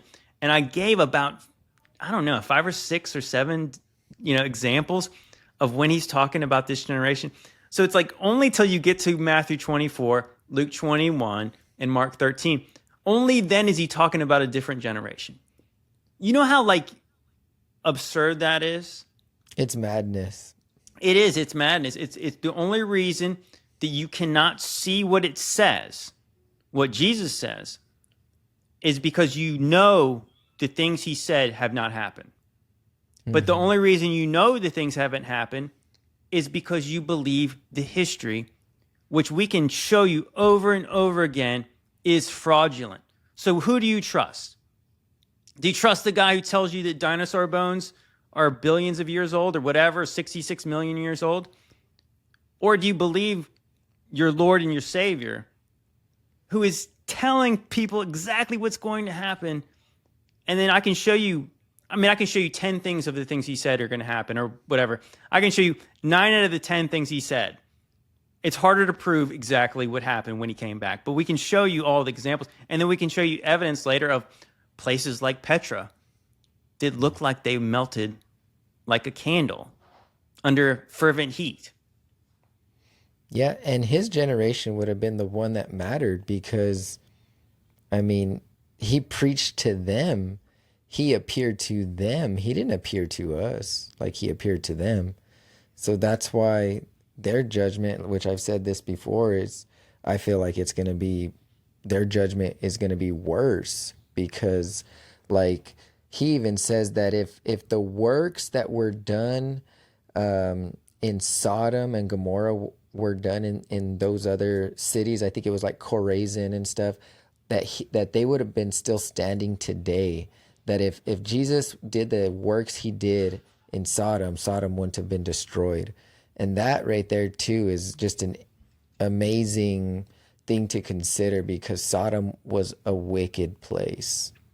Totally wicked. 100%. So I've often said this, and I think that it's because the apostles ask about the end of the world and the coming of Jesus that people can't really believe everything else Jesus said. But if you go into the parallel accounts from both Mark and both Luke, they don't ask, those questions are not in those gospels. It's not like that they didn't ask them. It just, those are left out. So if you kind of read, I think the one that's it's undeniable when you read the Gospel of Luke that everything he said, it's very easily provable based on just the writings of Josephus. But I think this is really interesting here is that because when you hear in the other Gospels, it talks about the abomination of desolation. So the futurists always say, so when did the Antichrist go in there? So who's the Antichrist? Because that's really what's really important about this prophecy is the Antichrist. So the abomination of desolation is not in the Gospel of Luke. What it says here, so this is instead of saying, when you see the abomination of desolation, flee to the mountains, Here's what it says in the Gospel of Luke, starting Luke 21, verse 20. And it says, "And when ye shall see Jerusalem compassed with armies, then you know the desolation thereof is nigh." So if you don't know, that the Roman armies surrounded Jerusalem in 66 AD, 3.5 years later, Jerusalem was razed to the ground. The temple was destroyed. Not one stone was left upon another. So the Jewish, what it says in the Revelation, a time, times, and half a times, 42 months. That's the exact length of the Roman-Jewish war. That is pretty accurate. And so, but this is really interesting here is when you go down further, it says, "Then let them who are in Judea flee to the mounts, and let them which is in the midst depart out, and let not them that are in the countries enter thereinto. For these shall be the days of vengeance, that all things which are written may be fulfilled." Isn't that pretty crazy? So he's saying, these are the days of vengeance. And so this is right after he undressed the Pharisees, saying their house is going to be left unto the desolate, that all the blood, all the innocent blood of the prophets and on the earth will be put upon their generation. And then so he tells them, this is the days of vengeance, that all these things shall be fulfilled, that all the things that were written shall be fulfilled. What are you to conclude if you read that? Yeah. And just like God's timetable, it doesn't skip like what we're told, right? Like with the dispensations, 69 to 70 weeks and stuff, like we skip 2,000 years from one week to another. And that's not how God's, world works. Like it just doesn't. Like it's smooth and it works. There's no skips. Yeah, well, no empty space. You know what they used to always say is that, and I believed this when I was a futurist, was there's a near prophecy and then there's a far prophecy. But no, I don't think so. I think that there's just a near prophecy. Now, what me and Ricardo have talked about many times over the phone is there's a typology in the Bible, right? So it does seem like that this is a prophecy for a later time because it matches very closely with what this older prophecy was about. But I think what it really is like this is the typology, is because you really think about it, that God's the same, the people are mostly the same, and the devil's the same.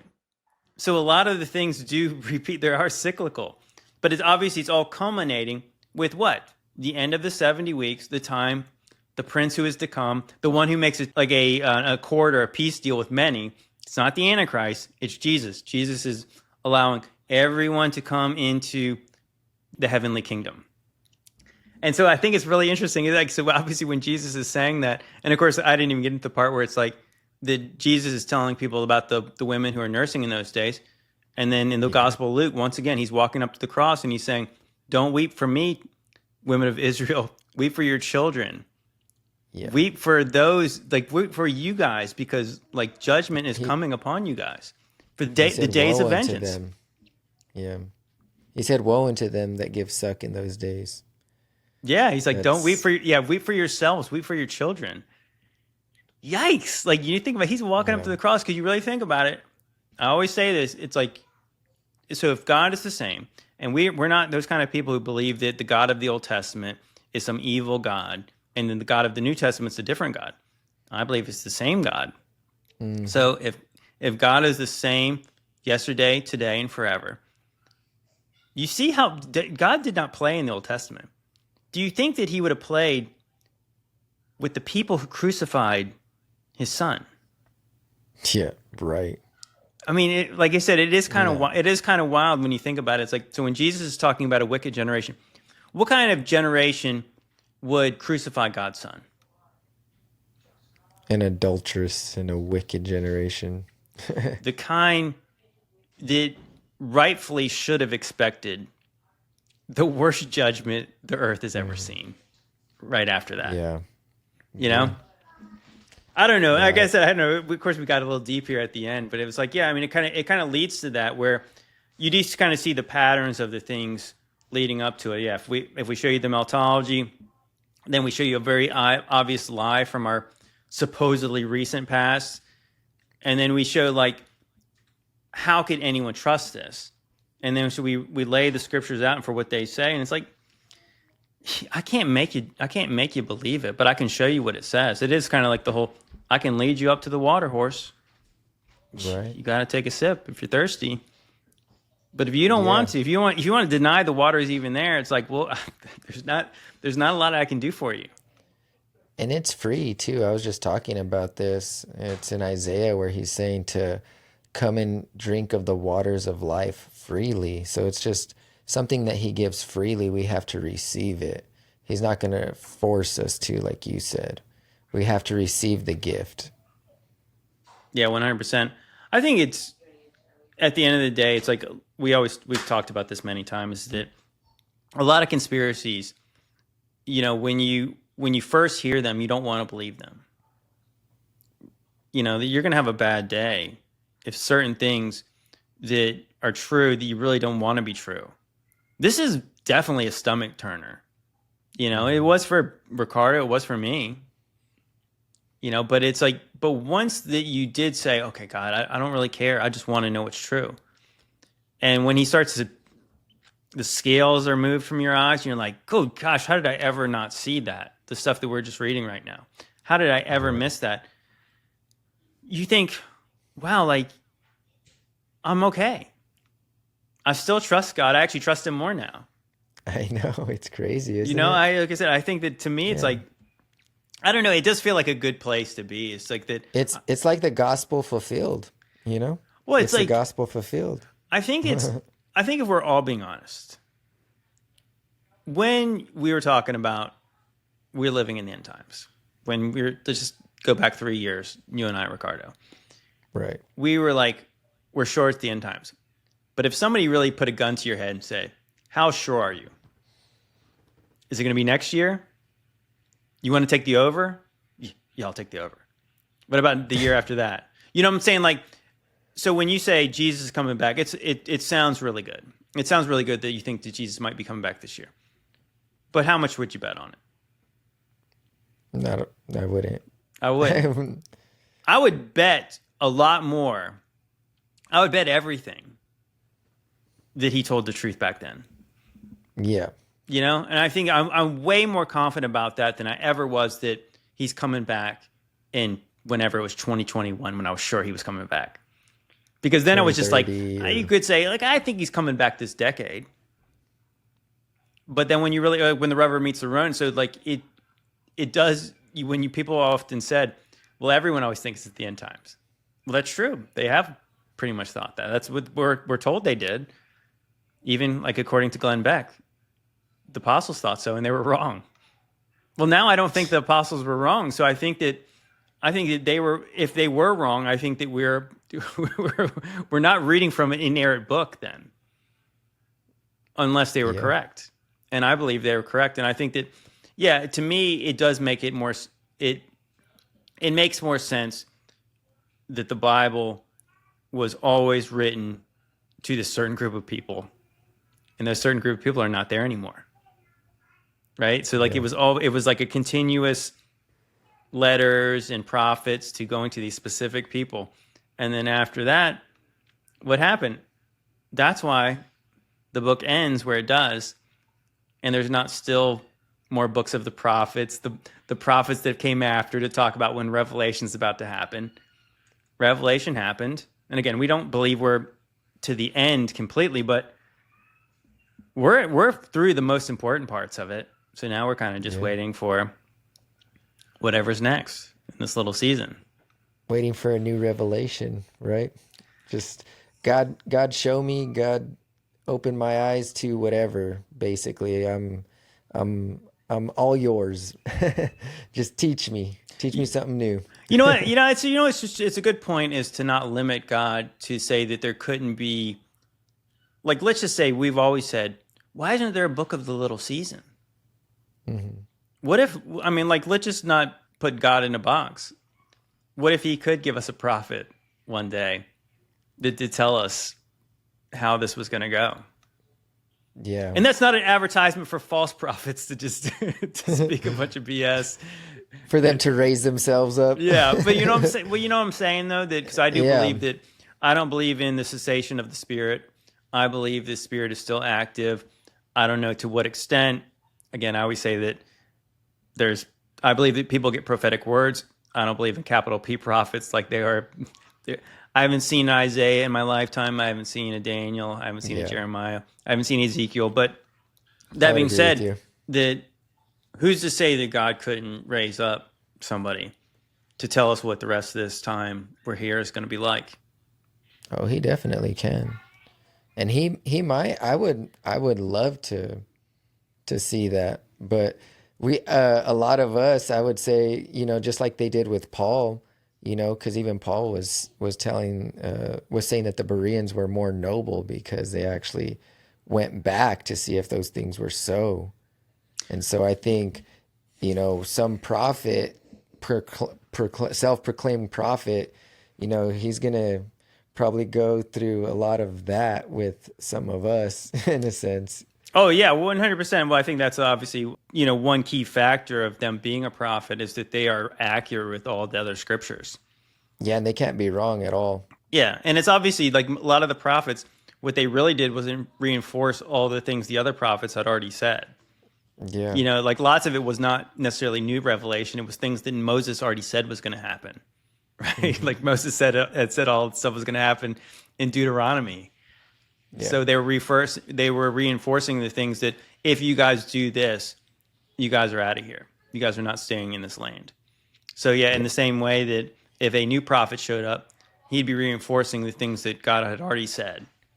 And maybe he's given us more insight into where we're at. But I think that, it's a good point. I was like, we can be hopeful, but at the same time, I really started to think about it, that if the millennial kingdom and this time in the little season was just like we were taught, like the futurists tell us, I don't believe you could have faith in Jesus in that time, because you would, how can you have faith if he's right there?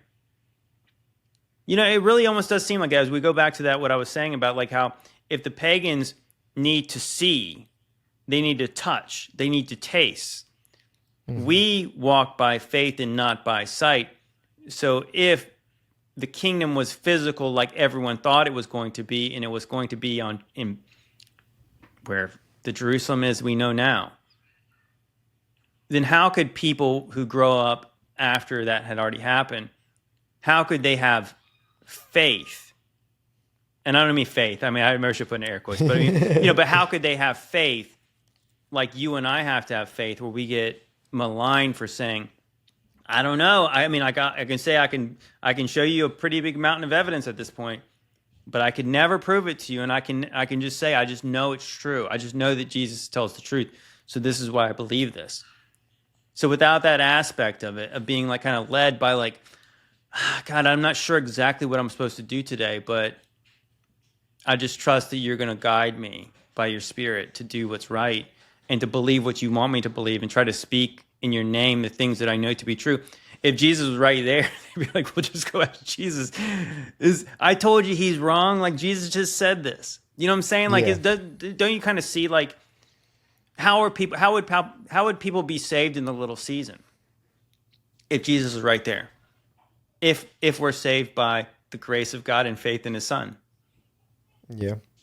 Well, the little season, I think a lot of us have said that it's like it's a time of testing for all of us. It's like basically your last chance to basically prove yourself, because a lot of people want God to prove himself to them, but in fact, it's the opposite, that you need to prove yourself to God, prove all things. You're to examine yourself to see if you're in the faith.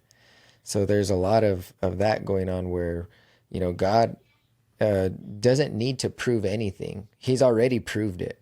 The invisible things are clearly seen, just like it says in the book of Romans. So it's us that needs to prove ourselves to him. Yeah. Yeah. It makes a lot of sense. It almost does kind of, and I think we've discussed this before. It does almost feel like the book of Job, where the devil said, if you let me out, I'll make all these people deny all the things you said were going to come true. I'll trick them. And God says, go out, try. Mm-hmm. It's okay. It's like, I know some of them will not be deceived. these righteous ones where I'm pointing to you, no, they're not going to deny me, no matter what you try to tell them. It does kind of feel like that, doesn't it? Yeah, yeah, it does. And he didn't have the power.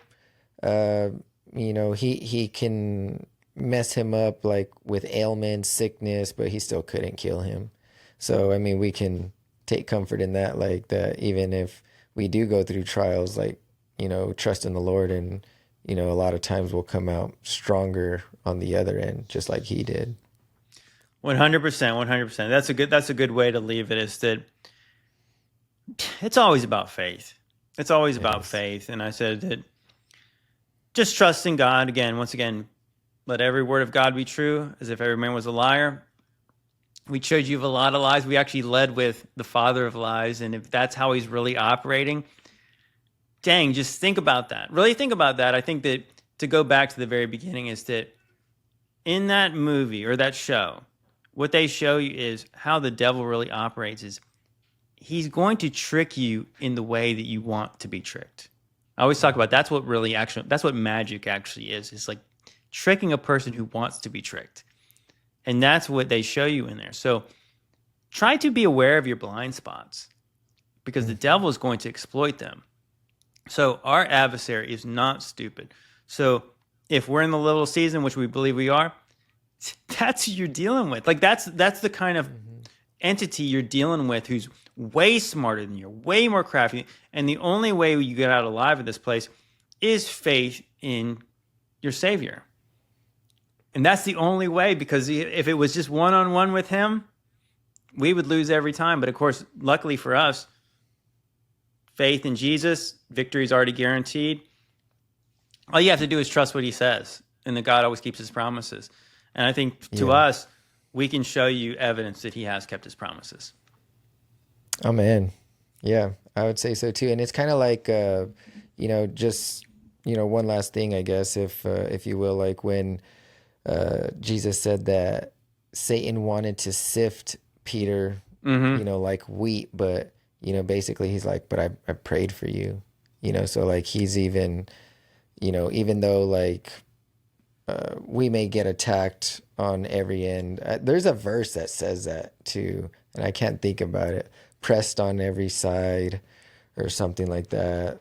Is that in Corinthians where Paul's talking about crushed but not destroyed? Yeah. Yes, I had that memorized. Of course, I'm free. Yeah, it's kind of like that concept, where you just like a righteous man falls 7 times but rises up again. Like it's kind of that concept. It's like, you fell 6 times but you got up 7.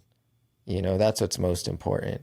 It's how you end the race is important, not how you start it off. Sorry, Ricardo, but this is not in the KJV. But here's what it says. Oh, you're right. But I love this one. It's like, but we have this treasure in jars of clay to show that the surpassing power belongs to God and not to us. We are afflicted in every way, but not crushed, perplexed, but not driven into despair, persecuted, but not forsaken, struck down, but not destroyed, always carrying in the body of the death of Jesus, so that the life of Jesus may be manifested in our bodies. Yeah. That is an awesome verse. It is like, I do think that like that is a perfect encapsulation of like what I believe. It's like, so when JT or Ricardo ever say anything that seems smart or wise, it's not, I've got this jar of clay right here. So if anything I ever said kind of touches you in any kind of way, it's because the surpassing power comes from God and not from us. And so our bodies are getting smacked around in this place. As we get older, we're getting more broken. But that, I think, obviously through our weakness, God's power is made manifest. And I think that Ricardo can testify, I can certainly testify, that the person I was before God changed my life would not be the one who was saying anything that did really planted a seed in you.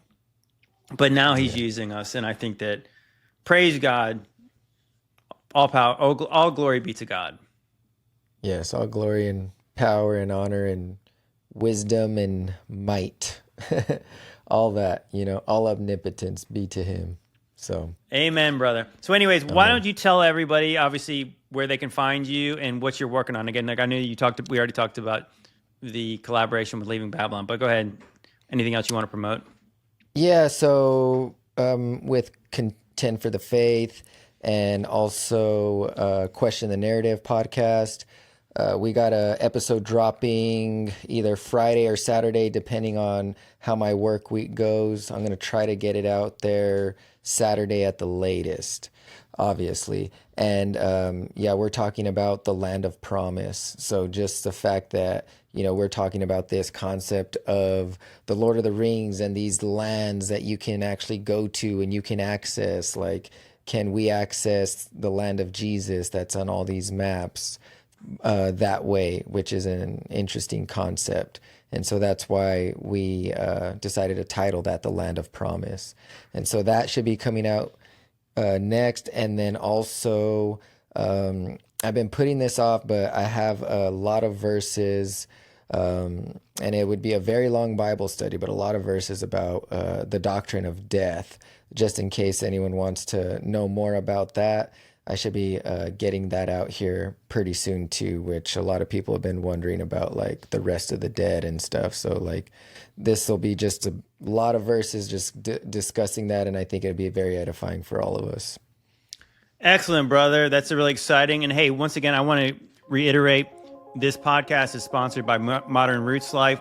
If you guys are looking to get healthy and support this podcast, please check out the link in the description. Also, if you want a Jesus Said There Will Be Haters shirt, they are now available in my shop. There's going to be a link in the description. We have a more girly font. We have the masculine font here.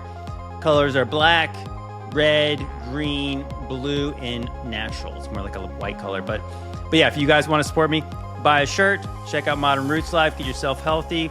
And once again, yeah, support my buddy Ricardo over here.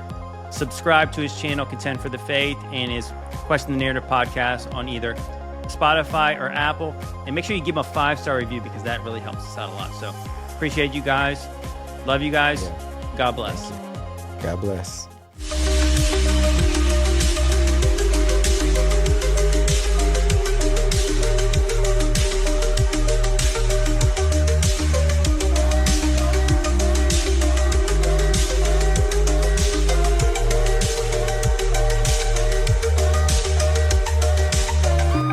Everyone left me. Everyone deserted me. Jesus was always there.